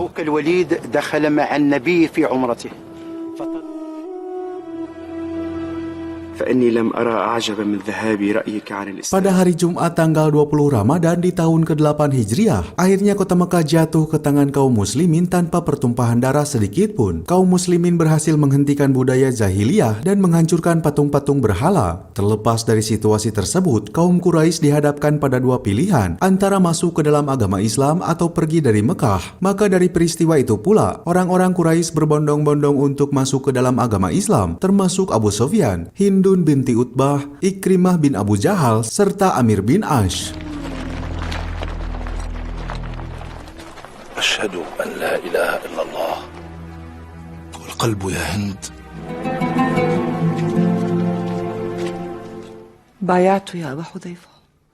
Tak ketinggalan seorang tokoh yang sangat berpengaruh di kalangan Bani Quraisy yang bernama Suhail bin Amir juga memutuskan untuk memeluk agama Islam setelah anak-anaknya memberikan pencerahan kepada dirinya. Begitu juga dengan Safwan bin Umayyah, anak dari Umayyah bin Halab, yang kini tersadar dan memutuskan untuk memeluk agama Islam. Tak lupa Wahsy yang merupakan sahabat dari Bilal bin Rabah saat itu pula memutuskan untuk memeluk agama Islam meskipun dia telah berdosa karena telah membunuh paman kesayangan Rasulullah yaitu Hamzah pada peristiwa perang Uhud. Namun sifat Rasulullah yang sangat bijaksana dan pemaaf ternyata sudah memaafkan Wahsy.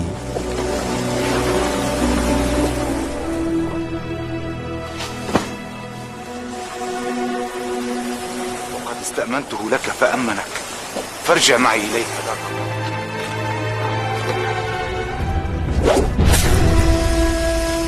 Setelah peristiwa Fatu Mekah terjadi, membuat keadaan di kota Mekah terbebas dari budaya jahiliyah, maka kini agama Islam menjadi semakin berkembang hingga misi dari Rasulullah untuk membebaskan umat manusia dari kemungkaran telah tercapai.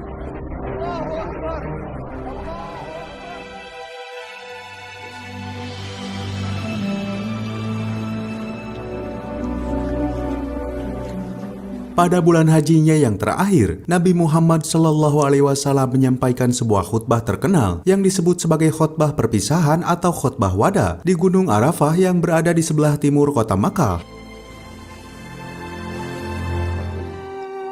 فيسألكم عن أعمالكم أيها الناس. Tak lama setelah itu, Nabi Muhammad mulai menderita sakit yang cukup parah, tepatnya pada tanggal 29 bulan Syafar tahun 11 Hijriah. Nabi mengalami sakit kepala dan demam tinggi selama beberapa waktu. Setelah pulang dari ibadah haji untuk pertama dan terakhirnya, kondisi ini terus dialami Rasulullah selama kurang lebih 14 hari. Akhi, ma balu Rasulillah qad abta'a fil khuruj ilayna.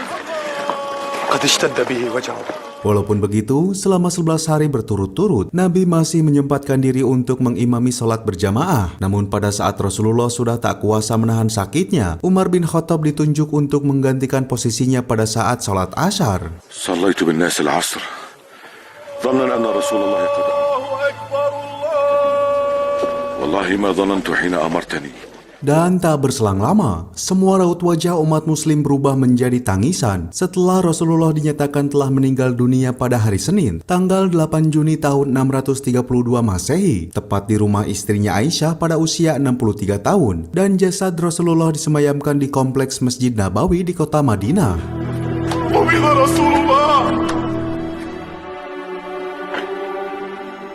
خير رسول الله فاختار الرفيق الأعلى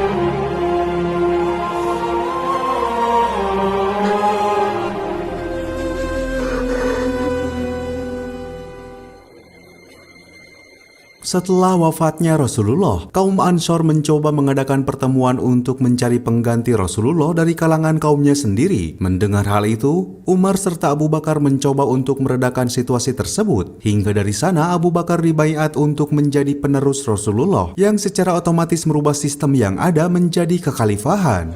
فالله الله في الإسلام يا صاحب رسول الله ما شغلني عن مصيبتي برسول الله أمرك رسول الله حين اشتكى Setelah Abu Bakar dikukuhkan menjadi khalifah pertama, Abu Sofyan mengadakan pertemuan dengan kaum Abdi Manaf yang salah satunya yaitu Ali bin Abi Thalib. Di sana Abu Sofyan tak rela apabila penerus pemimpin dari umat Islam dipegang oleh Abu Bakar. Pasalnya Abu Bakar tak mempunyai garis keturunan dari Bani Hashim. Maka Abu Sofyan menyarankan Ali bin Abi Thalib yang secara garis keturunan mendekati garis keturunan Rasulullah. Namun Ali menolak gagasan tersebut dan langsung meninggalkan pertemuan itu.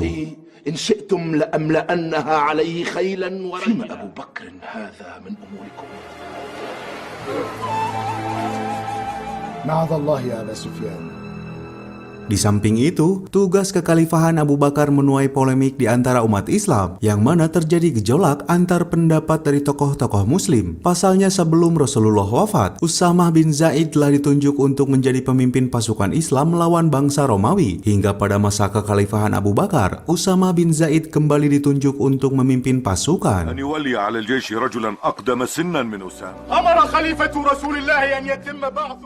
Tak sampai di situ saja, kekhalifahan Abu Bakar juga dihadapkan dengan banyaknya persoalan, yang salah satunya saat orang-orang Muslim menolak untuk membayar zakat dan kemudian mereka menjadi murtad.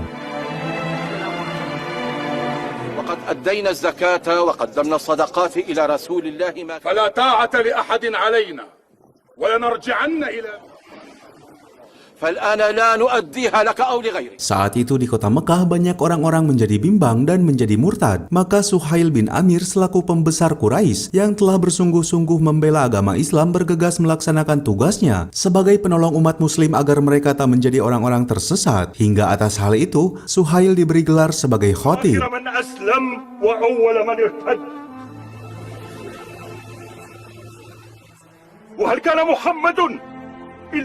Waktu ke waktu terus berlalu, kondisi yang dialami kekhalifahan Abu Bakar cukup mengkhawatirkan. Pada masa ini, banyak orang-orang yang mengaku menjadi Rasul atau Nabi, hingga Abu Bakar harus mengangkat pedangnya agar memerangi orang-orang yang tersesat tersebut. Maka selama tahun 632 dan 363 Masehi, Abu Bakar terus memerangi kaum tersebut, yang salah satunya dikenal sebagai pertempuran Ridha. Allahu Akbar.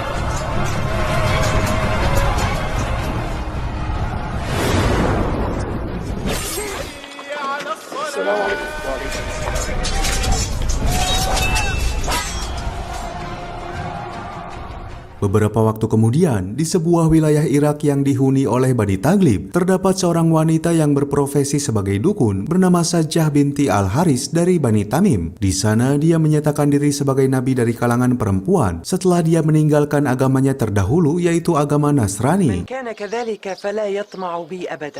وقد جعلوا جائزة لمن يقدر على امتطائه. Kemudian setelah Sajjah mendapatkan pengakuan dari pendukungnya, maka dia memberanikan diri untuk berangkat ke Madinah guna memerangi Khalifah Abu Bakar. Di sisi lain, pasukan Muslim yang dipimpin oleh Khalid bin Walid sedang menghadapi pasukan dari Nabi palsu yang bernama Tulaihah al-Asadi pada tahun 632. Hingga singkat cerita, pasukan Muslimin dapat mengalahkan pasukan Murtadin. Walaupun dari peristiwa tersebut, Tulaihah berhasil melarikan diri ke negeri Syam.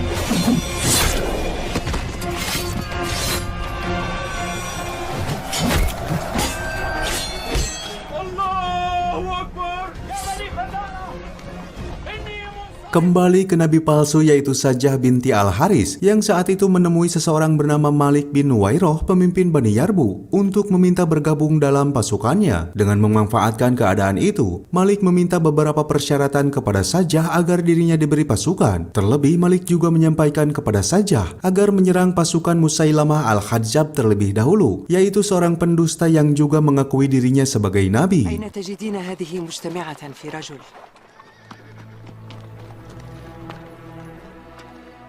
والله ما ينطقك إلا الغيرة. Atas saran yang diberikannya itu, Sajjah binti Al-Haris langsung menemui pimpinan Musailamah Al-Kadzdzab dari Bani Hanifah di wilayah Yamama yang sekarang menjadi wilayah administratif kota Riyadh. Di sana Sajjah binti Al-Haris menyerukan untuk mengacungkan senjata, namun Musailamah memilih untuk bernegosiasi dengan jalan damai.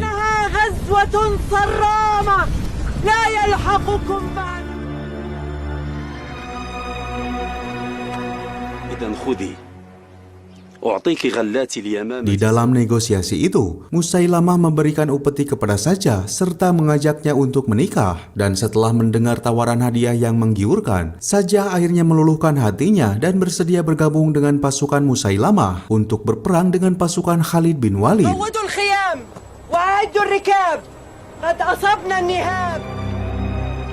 Atas hal itu juga, Sajjah memilih membatalkan kesepakatan dengan Malik secara sepihak. Maka secara emosional Malik harus menerima kenyataan pahitnya. Pasalnya Malik tengah diburu oleh pasukan Khalid bin Walid setelah dirinya didapati telah membangkang. Dan atas hal itu, Khalifah Abu Bakar meminta kepada Khalid untuk membunuh Malik.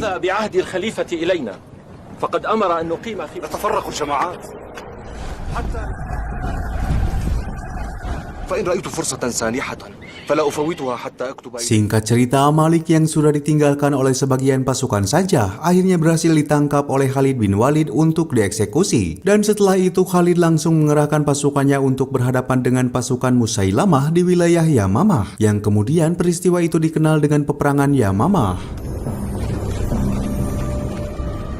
Allahu Akbar. Wa inni ba'athtu ilaikum jayshan minal muhajirin. Tanpa buang waktu, peperangan untuk membasmi nabi palsu akhirnya pecah. Dari pertempuran itu, pihak muslim banyak yang jatuh berguguran, termasuk para penghafal Al-Quran seperti Salim, anak dari Abu Hudzaifah, dan juga Abu Hudzaifah sendiri yang tewas dalam keadaan syahid. Tak hanya itu, anak dari pembesar Quraisy Suhail bin Amir juga harus gugur. Hingga setelah melihat para syuhada berguguran satu persatu, Khalid terus menekan pasukan Musailamah sampai mereka akhirnya bisa memojokkannya ke dalam benteng Bani Hanifah.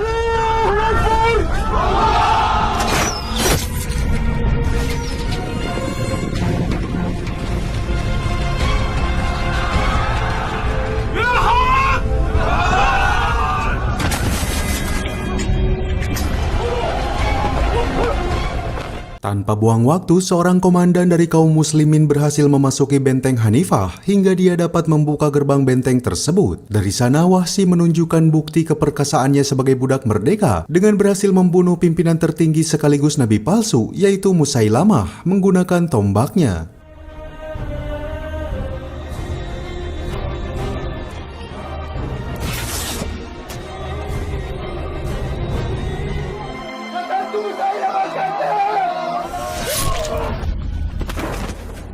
Maka dengan kejadian itu, umat muslim dapat memberantas semua nabi-nabi palsu yang selama ini sudah meresahkan. Terlebih dari peristiwa pertempuran Yamamah, banyak tokoh muslim yang gugur, termasuk kakak dari Umar bin Khattab yaitu Zaid bin Khattab, serta Abdullah bin Suhail anak dari Suhail bin Amir.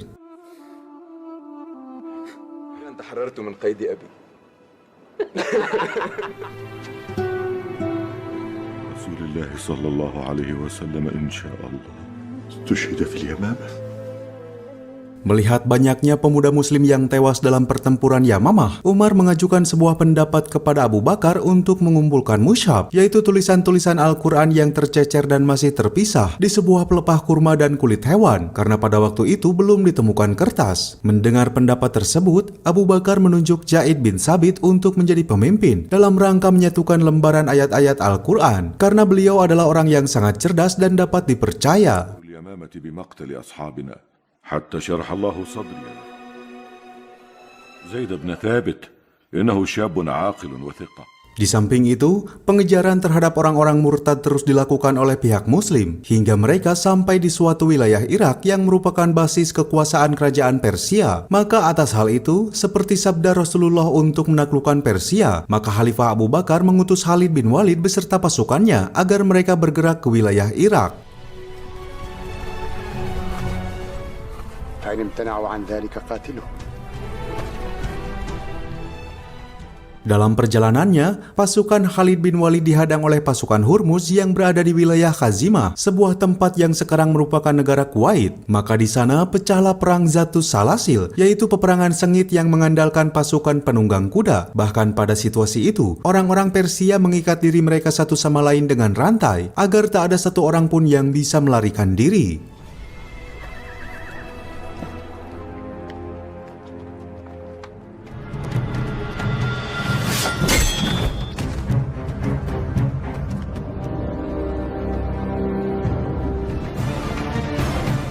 Dari perang tersebut, Khalid menantang Hurmuz untuk berduel. Saat Khalid akan memenangkan pertarungan itu, tiba-tiba Khalid harus berada di ambang bahaya. Namun pihak pasukan Muslim bertindak dengan cepat hingga Khalid bisa diselamatkan.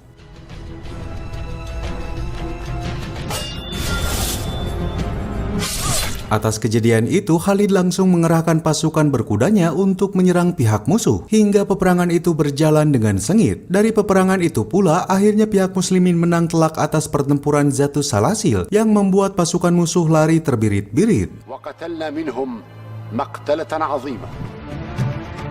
Dari sana, Khalid mengutus seseorang bernama Al-Mutanah bin Harithah untuk mengejar pihak musuh yang melarikan diri. Namun pasukan Al-Mutanah kembali dihadang oleh pasukan Persia yang sudah menunggunya di sebuah tempat dan memaksa Khalid bin Walid sebagai ahli strategi perang datang untuk membantu. Hingga kedatangannya membuat pasukan Persia langsung mampu dilumpuhkan dan berhasil menumbangkan pimpinan mereka.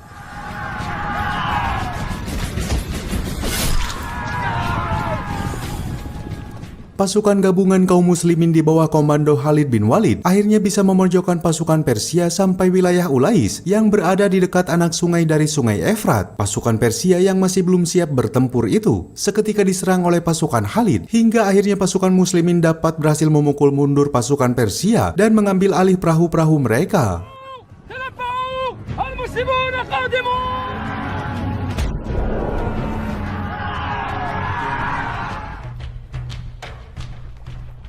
Peristiwa itu dikenal dengan pertempuran Walaja yang terjadi pada bulan Mei 633 Masehi. Kemudian Khalid beserta pasukannya melakukan perjalanannya kembali ke sebuah wilayah Hirah, dan kabar kemenangan Khalid disambut sukacita oleh para kaum muslimin yang berada di Madinah, khususnya Khalifah Abu Bakar As-Siddiq.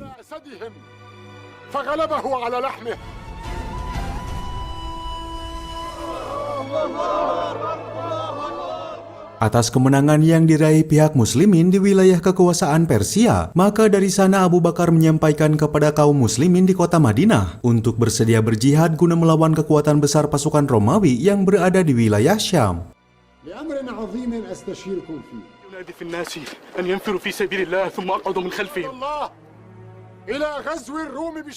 Sementara di tempat lain, pada tahun 13 Hijriah di wilayah Antioquia yang menjadi pusat agama Kristen, terlihat pemimpin Romawi yaitu Raja Heraklius tengah dirundung kecemasan dikarenakan pasukan muslimin saat ini diketahui telah menguasai wilayah Damaskus, Mesir dan Palestina, yang bila mana mereka digabungkan, maka kekuatan pihak muslim memiliki pasukan kurang lebih 30.000 orang.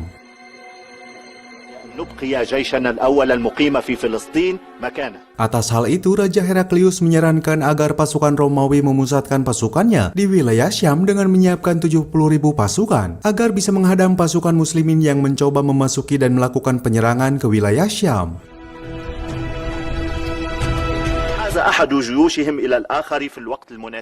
Di sisi lain, Abu Bakar telah menunjuk seseorang bernama Abu Ubaidah bin Al-Zarrah untuk memimpin pasukan muslimin melawan bangsa Romawi, yang nantinya pasukan mereka akan bergabung dengan pasukan dari Khalid bin Walid. Maka singkat cerita, pada tahun 636 Masehi, pecahlah perang antara pasukan muslimin dengan pasukan Romawi untuk pertama kalinya yang terjadi di wilayah Yarmuk, hingga perang itu dikenal dengan Perang Yarmuk.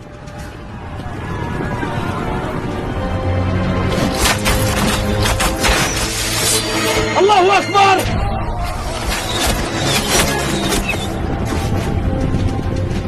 Dalam pertempuran itu, Khalid bin Walid menunjukkan sosoknya sebagai Saifullah Al-Maslul atau pedang Allah yang terhunus, hingga membuat sebagian pasukan Romawi dapat dilumpuhkannya dengan mudah.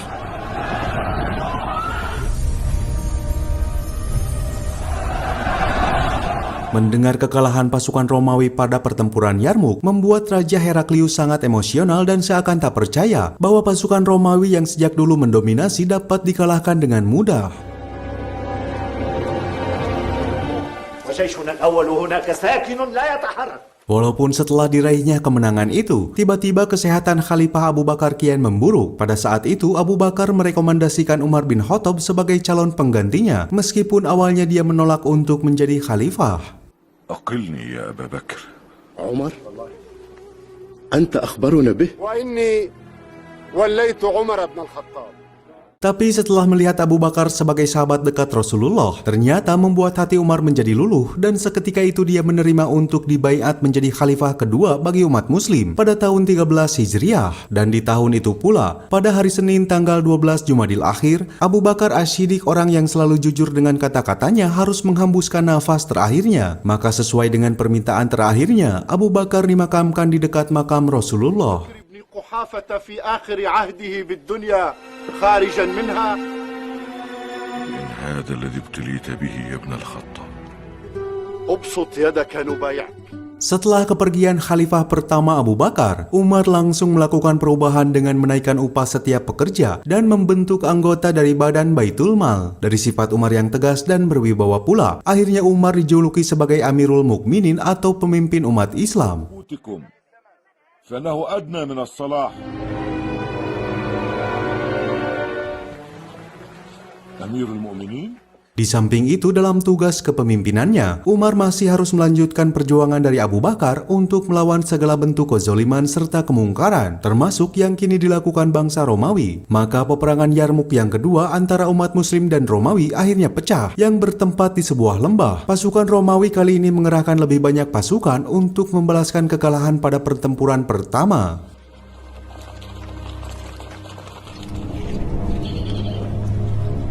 ليس لهم مخرج من ناحية الميسرة حين يبتعد الوادي. Dari pertempuran itu, pasukan muslim sangat terpojok oleh kehebatan strategi perang Romawi. Bahkan beberapa sahabat Rasulullah menjadi korban dan gugur dalam keadaan syahid. Tak sampai di sana, Hindun yang dahulu merupakan wanita yang sangat membenci Rasulullah. Dalam pertempuran kali ini dia juga ikut mengangkat senjata untuk membela panji-panji Islam. Dan pada saat itu pula Abu Sufyan harus mengalami luka di sebelah matanya.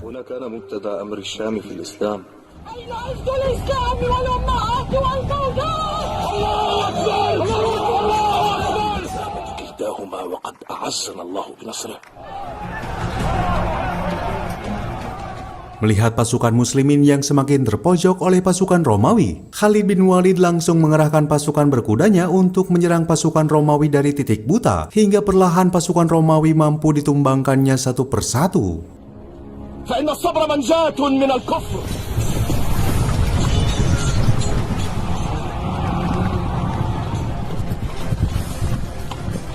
Tak hanya itu, Khalid bin Walid kembali menunjukkan sosoknya sebagai orang yang sangat ditakuti oleh lawan-lawannya, hingga dia memberanikan diri menerobos garis pertahanan musuh yang membuat dirinya berhasil membunuh komandan pasukan Romawi. Dengan terbunuhnya komandan dari pihak musuh, secara otomatis pasukan muslim dapat kembali memenangkan pertempuran kedua dengan pihak Romawi.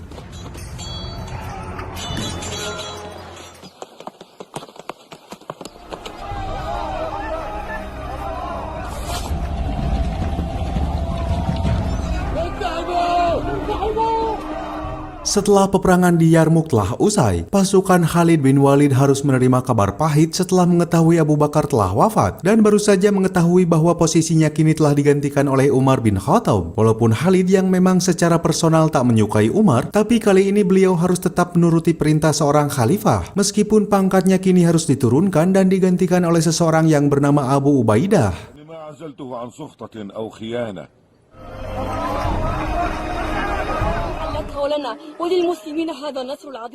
Di tempat lain di kota Homs, yang sekarang berada di bagian kecil wilayah negara Suriah, kekalahan pasukan Romawi oleh pasukan Muslim langsung dirasakan oleh Raja Heraklius. Maka dari sana, dia memutuskan menarik diri untuk mundur ke kota Konstantinopel dan merelakan kota Homs diambil alih oleh pasukan Muslim. وداعا يا سوريا Setelah pasukan Abu Ubaidah serta Khalid mampu menumbangkan pasukan Romawi di Yarmuk, kali ini pasukan Ubaidah bertolak ke kota Damaskus untuk menguasai istana Raja Heraklius. Ubaidah mengerahkan para komandannya untuk menyebar ke tiap-tiap sudut gerbang guna mengepung benteng tersebut. Pada saat itu pasukan Muslim kini telah mempunyai persenjataan berat modern seperti orang-orang Romawi. Setelah para warga lokal di sana memihak kepada pasukan Muslim untuk ikut berjuang mengalahkan orang-orang Romawi. وخالد على واحد ولنا فوق ذلك علم بآلات الحصار. Terlepas dari kemenangan dengan pihak Romawi, ternyata membuat orang-orang Persia di kota Al-Madain, Iran menjadi cemas, termasuk ratu dari kerajaan Sasaniyah yang bernama Ratu Boran atau Purandot. Dia merupakan anak Raja Khosrow kedua yang ayahnya digulingkan dan dieksekusi oleh saudara laki-laki dari suaminya yaitu Kafad kedua. Maka dari sana Ratu Boran diangkat menjadi Ratu Persia untuk menstabilkan kerajaan dari kepunahan, dan dari sana pula Ratu Boran menunjuk seseorang bernama Rostan Farokzad untuk menjadi Perdana Menteri sekaligus komandan tertinggi untuk memerangi umat Muslim. فالقائد رستم وزيري وقائد الجيوش أريد أن ينسب إليه ذهاب فارس إلى الأبد. Atas tugasnya itu, Rostam memerintahkan agar menghadang pasukan muslimin di wilayah Al-Namarik yang dipimpin oleh Abu Ubaid bin Mas'ud Ats-Tsaqafi, hingga wilayah tersebut menjadi medan pertempuran yang sangat mengerikan. Walaupun dengan mudahnya pasukan muslimin dapat menumbangkan pasukan Persia dari berbagai pertempuran yang terjadi di wilayah itu.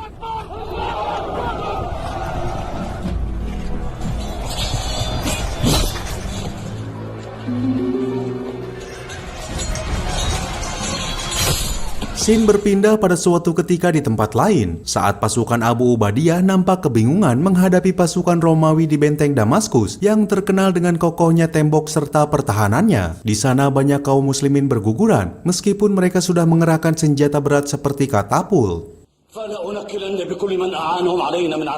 Namun buah kesabaran pihak kaum muslimin yang mengepung benteng tersebut selama berbulan-bulan lamanya akhirnya menuai keberhasilan. Setelah mereka tak sadar bahwa ternyata pasukan Khalid bin Walid telah berhasil menyusup di gerbang benteng timur, yang seketika itu membuat petinggi Romawi di benteng itu harus takluk dan menyerahkan kota Damaskus ke tangan pihak pasukan Islam. Atas keberhasilannya itu, kaum muslimin menjadi bahagia setelah apa yang dijanjikan oleh Rasulullah terbukti benar adanya.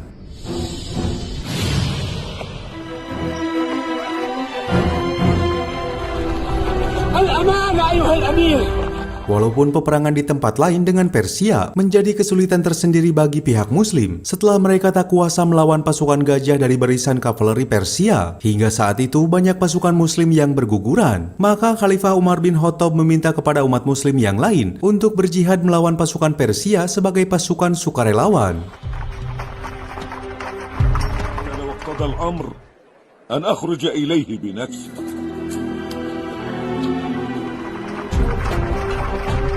Karena sebelumnya Ratu Boran atau Purandot sebagai penguasa Persia telah membuat perjanjian bahwa dirinya akan menjabat sebagai ratu selama periode tertentu setelah kerajaan Sasaniyah telah stabil.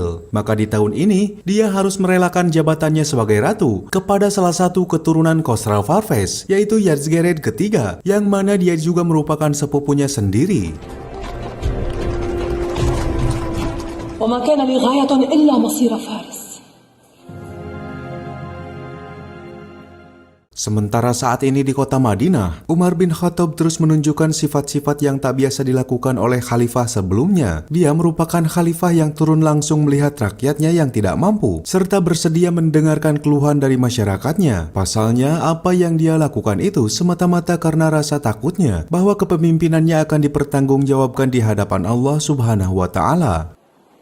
أبسط شكواك أيها الضحاك وأعني عليهما فإن كل واحد منهما يريد واذكروا قول رسول الله.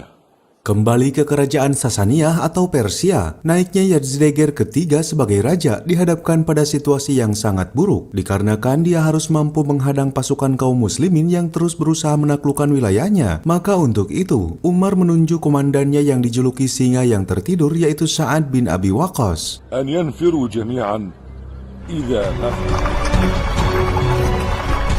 ولا فارسا إلا اجتلبوه. سعد بن أبي وقاص. Singkat cerita, pasukan Sa'ad bin Abi Waqqas telah mendirikan kem-kem militernya di wilayah Qadisiyah untuk berhadapan dengan pasukan Persia yang dipimpin langsung oleh Panglima Perang Rostam Farrokhzad. Namun keadaan Sa'ad kala itu tengah terbaring lemah dikarenakan dia terkena penyakit misterius yang belum diketahui. Tapi meskipun begitu, dengan semangat jihad yang dimilikinya, Sa'ad masih mampu mengomandoi pasukannya dari jarak yang sangat jauh. لا يهمني السبب ولكن ائتني بعلاج.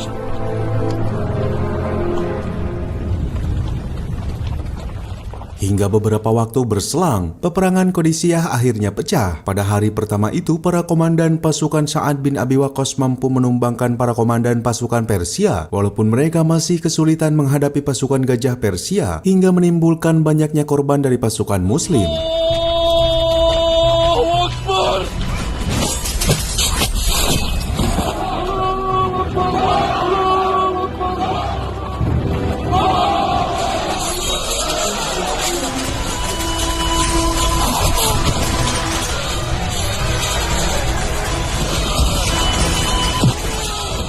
Tapi situasi terpojoknya pasukan Sa'ad bin Abi Waqqas seketika berubah setelah pasukan berkuda kaum muslimin yang dikomandoi oleh Qoqa ibnu Amir At-Tamimi membawa pasukan yang begitu besar. Dengan strategi At-Tamimi, pasukan itu dipecah kembali menjadi unit-unit kecil yang membawa masing-masing 100 pasukan. Apa yang dilakukannya itu semata-mata untuk membuat pasukan Persia menjadi ciut yang seakan-akan melihat pasukan kaum muslimin tak ada habis-habisnya.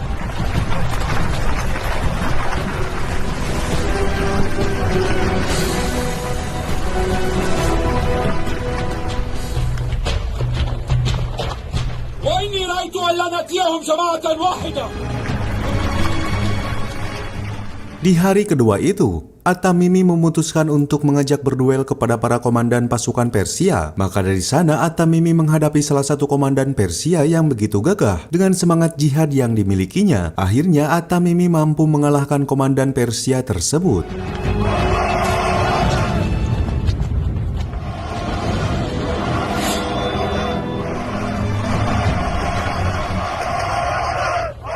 Melihat komandannya yang telah gugur oleh pihak muslim, kali ini Rostam Farrokhzad mengerahkan 2 komandan terbaiknya. Namun lagi-lagi apa yang dilakukan mereka menuai kegagalan. Hingga dari sana pertempuran dengan skala besar pun terjadi pada hari kedua antara pihak muslim dengan pasukan Persia yang masih berusaha untuk bertahan.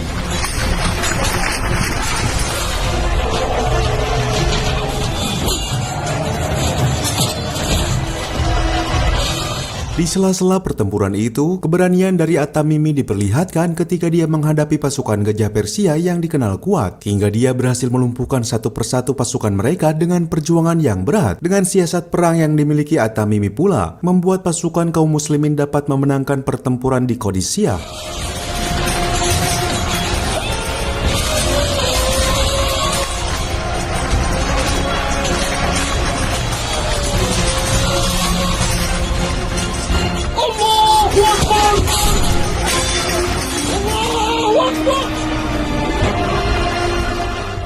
Atas hal itu, apa yang pernah dijanjikan Rasulullah kepada kaum muslimin tentang agama Islam yang akan menguasai 2 kerajaan besar akhirnya tercapai setelah kerajaan Bizantium jatuh ke tangan pihak muslim, dan kali ini kerajaan Persia akhirnya bisa ditaklukkan.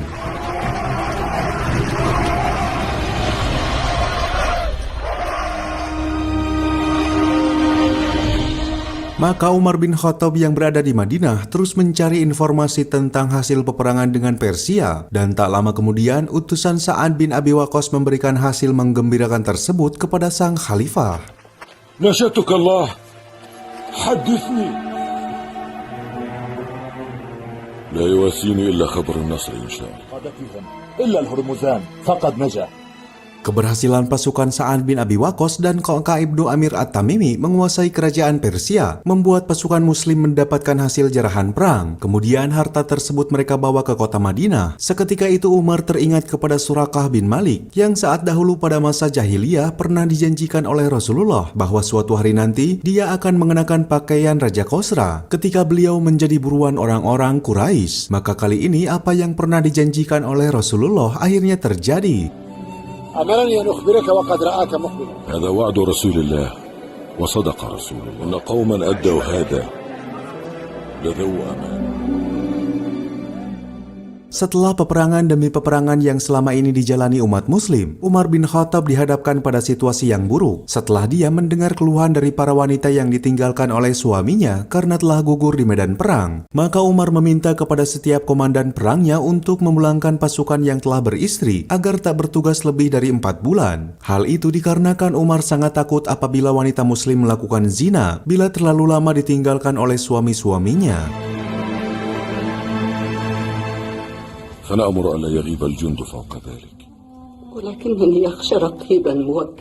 Waktu ke waktu terus berlalu. Kali ini pasukan Amir bin As telah sampai di kota Yerusalem sebagai kota suci umat beragama. Di sana Amir telah mengepung benteng Yerusalem selama 4 bulan lamanya untuk mengincar panglima pasukan Romawi. Walaupun mereka akhirnya lebih dulu melarikan diri sampai ke Mesir. Namun orang-orang di Yerusalem yang menginginkan perdamaian meminta kepada Amir bin As supaya memberitahukan pimpinan tertingginya untuk menjadi wali dalam perjanjian perdamaian ini. Maka untuk itu mau tak mau Khalifah Umar bin Khattab berangkat ke kota Yerusalem untuk menerima panggilan tersebut.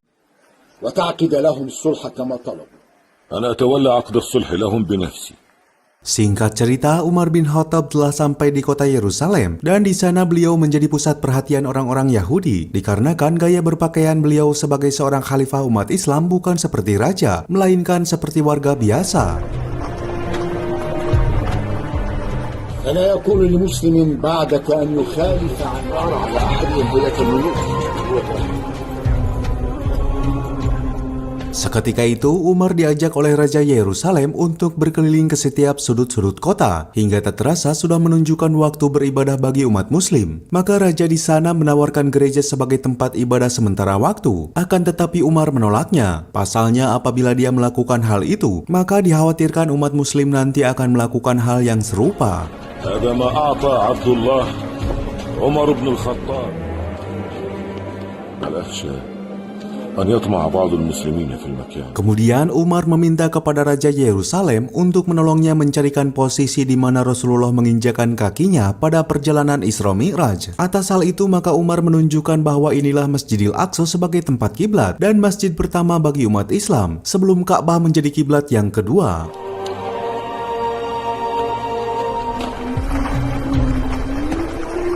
يليق بمسرى رسول الله أن يكون هكذا. Melihat Masjidil Aqsa tak terawat, maka Umar meminta agar masjid ini direnovasi kembali. Dan di sana pula Umar melaksanakan sholat di reruntuhan Masjidil Aqsa, serta mengumandangkan azan untuk pertama kalinya, sehingga apa yang dilakukan pihak muslimin menjadi pusat perhatian orang-orang Yerusalem. Allahu Akbar, Allahu Akbar. Bismillahirrahmanirrahim.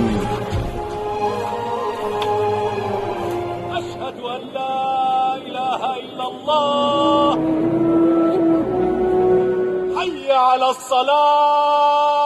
Setelah Umar selesai melaksanakan sholat dan bertolak untuk meninggalkan Yerusalem, Umar menjanjikan akan melindungi kota Yerusalem dan setiap warganya. Tak sampai di situ, untuk urusan tempat beribadah, Umar tak akan sedikit pun mengusik-ngusik tempat mereka, apalagi memaksa untuk memeluk agama Islam. Atas kebaikan, sifat adil serta kesederhanaan Umar pula lah menjadikan beliau sebagai sosok yang sangat dicintai oleh penduduk Yerusalem. Assalamualaikum warahmatullahi. كنا عليه حربا حتى نهلك دون ذلك.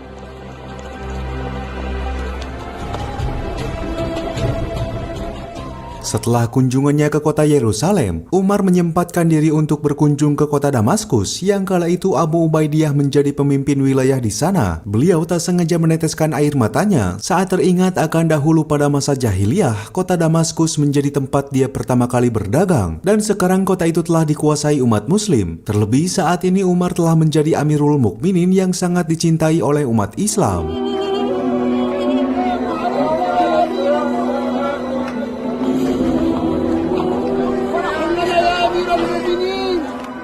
Singkat cerita, memasuki tahun 17 Hijriah, yang mana tahun tersebut merupakan tahun yang penuh dengan kelaparan akibat musim kemarau yang sangat berkepanjangan yang terjadi di sebagian besar wilayah Arab. Maka Umar bin Khattab kali ini diuji kesabarannya oleh Allah Subhanahu wa Ta'ala untuk menunjukkan sikap kepemimpinannya. Bagaimana caranya agar beliau bisa memenuhi segala kebutuhan umatnya yang sedang sengsara.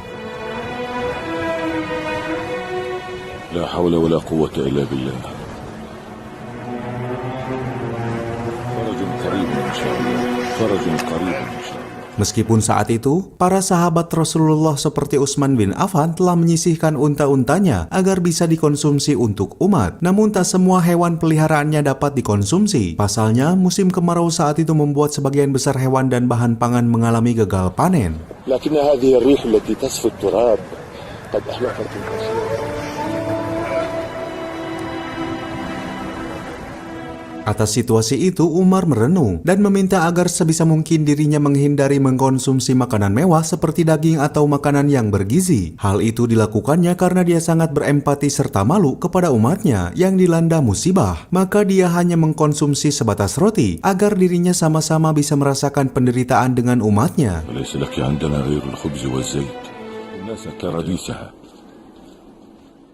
Musim kemarau yang begitu panjang itu membuat Umar bin Khattab meneteskan air matanya dikala beliau melihat satu persatu umatnya harus wafat karena tak kuat menahan rasa lapar. Maka dari sana Umar meminta bantuan kepada setiap sahabatnya di wilayah lain agar bisa mengirimkan bantuan beberapa bahan pokok demi memenuhi kebutuhan masyarakat.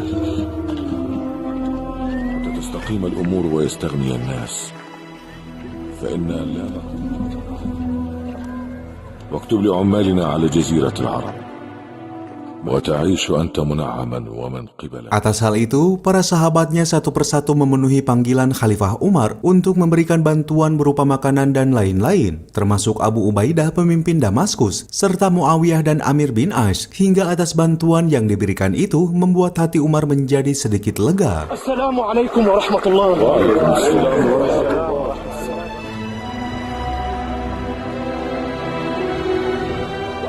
معاوية ب3,000 مثلها. الله المستعان يا أبا عبيدة وجزاك الله خيرا.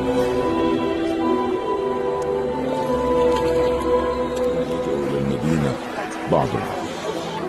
Tak sampai di situ, Umar juga meminta kepada seluruh umatnya agar melaksanakan sholat untuk meminta diturunkan hujan kepada Allah Subhanahu wa Ta'ala dan atas keridoan serta keikhlasan yang dimiliki kaum muslimin. Maka tak berselang lama, akhirnya Allah Subhanahu wa Ta'ala mengabulkan doa mereka dengan adanya hujan yang begitu lebat. Melihat hal itu, seluruh penduduk Arab menjadi bahagia karena mereka akhirnya terlepas dari musim kemarau yang sangat berkepanjangan.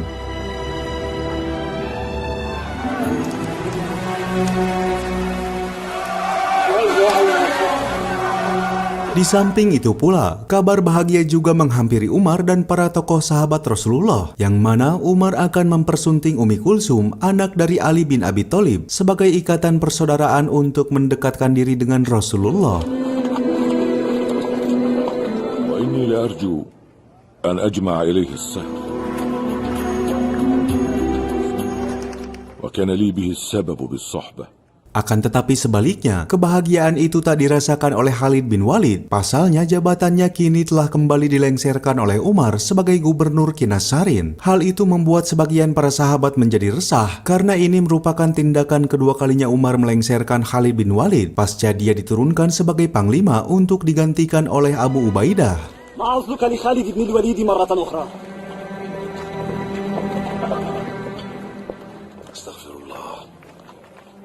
Di sana, Umar membeberkan alasannya bahwa keputusannya ini dikarenakan atas kesalahan Khalid bin Walid yang tak mendengarkan perintah Umar agar dirinya mempergunakan harta untuk orang-orang yang membutuhkan, bukan memberikan kepada kaum bangsawan. Dan atas alasan itulah Umar memberhentikan Khalid dari jabatannya. Walakinni amdi fihi ala sunnati ma'a ummali wa wulati la ufarriqu bainahum an yahbisa hadzal mal ala dha'afati an-nas.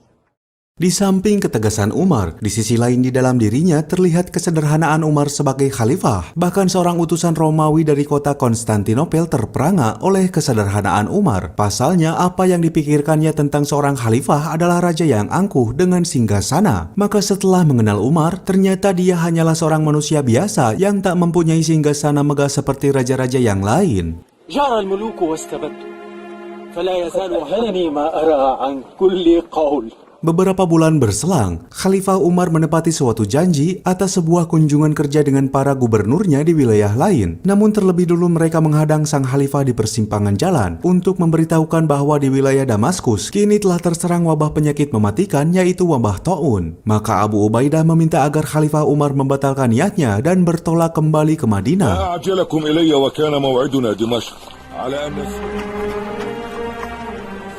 إن الأرض سقيمة يا أمير المؤمنين. بل ارجع بالناس يا أمير المؤمنين. Walaupun dari kondisi itu, Abu Ubaidah yang mencintai rakyatnya di Damaskus memilih bertahan di sana, hingga secara perlahan dia terkena wabah mematikan tersebut. Dan sebelum wafat, Abu Ubaidah menyampaikan amanahnya untuk membawa para penduduk ke bukit-bukit tertinggi agar terhindar dari wabah taun. نعم فرارا من قدر الله أن يرتفع بالناس إلى الجبال. Wafatnya Abu Ubaidah merupakan kabar kesedihan bagi para sahabat Rasulullah. Namun tak berselang lama, kabar kebahagiaan pun datang. Dikala pada tahun 20 Hijriah, pasukan Amir bin As berhasil menaklukkan Mesir tanpa adanya perlawanan berarti dari pihak Romawi. Dari sana pula Amir bin As ditunjuk sebagai pemimpin Mesir.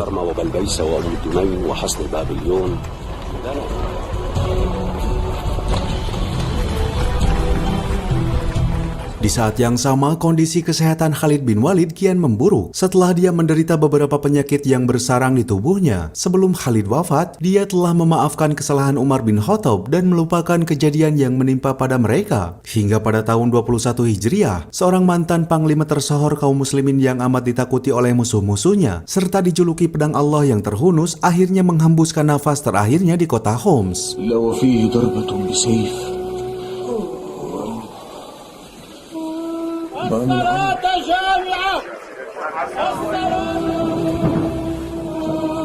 Kabar wafatnya Khalid bin Walid akhirnya sampai di kota Madinah. Semua umat muslim sangat terpukul atas wafatnya panglima hebat mereka. Setelah kematian dari Khalid bin Walid, tak berselang lama Khalifah Umar dihampiri oleh pemimpin Sustar yang bernama Hurmuzan. Kedatangannya saat itu untuk menyerahkan diri kepada Khalifah Umar. Terlebih dia sangat penasaran dengan ajaran Islam. Pasalnya dahulu pada masa jahiliyah, orang-orang Arab tak ada yang mampu mengalahkan pasukannya. Namun semenjak kedatangan Islam, ukhuwah mereka sangat kuat dan mampu memperluas wilayahnya.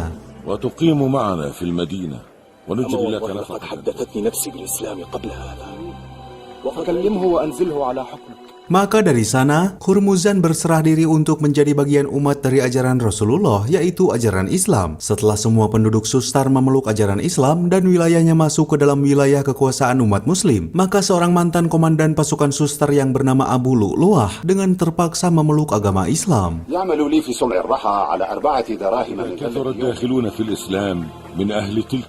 Meskipun ternyata secara diam-diam, dia memeluk agama Islam dikarenakan mempunyai misi untuk membunuh Khalifah Umar sebagai penyebab kekalahannya dan sebagai penyebab penduduknya memeluk agama Islam. Lantas dia mengajak Hurmuzan yang sudah memeluk ajaran Islam untuk berkhianat. Namun Hurmuzan menolak ajakan itu dan meninggalkan Abu Lu'lu'ah.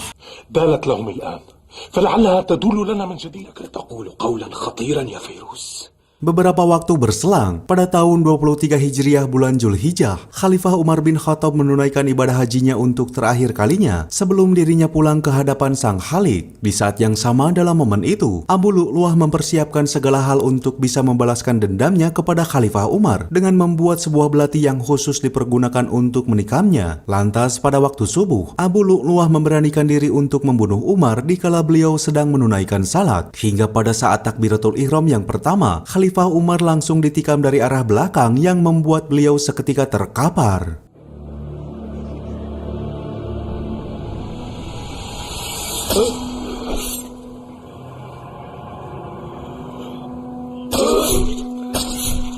Luka tikam dari belati tersebut membuat sebagian organ dalam Umar mengalami luka yang cukup parah. Sebelum Umar menghembuskan nafas terakhirnya, beliau meminta kepada anaknya yaitu Abdullah bin Umar supaya menyampaikan pesan kepada Aisyah istri Rasulullah agar dirinya diberikan izin untuk dimakamkan di dekat makam Rasulullah beserta Abu Bakar.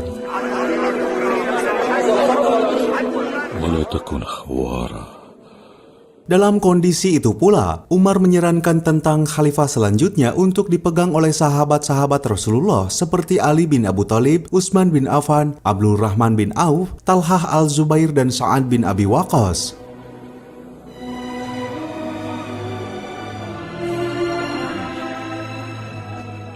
وطلحة والزبير إني لست اليوم للمؤمنين أميرا.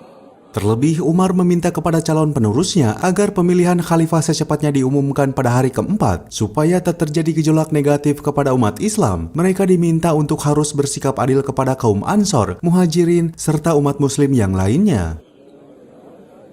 والآن وأوصيه بأهل البادية خيرا. أدلك عليه يا أمير المؤمنين. استخلف أن يعرف لهم سابقتهم.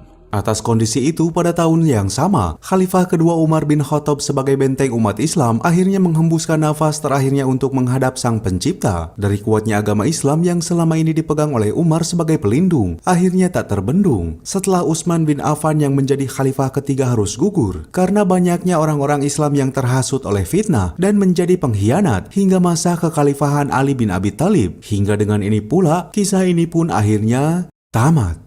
Sekian yang bisa kami persembahkan dalam kisah kali ini. Semoga bisa menghibur sobat semuanya. Mohon maaf jika masih banyak kekurangan. Sampai jumpa lagi di kisah berikutnya.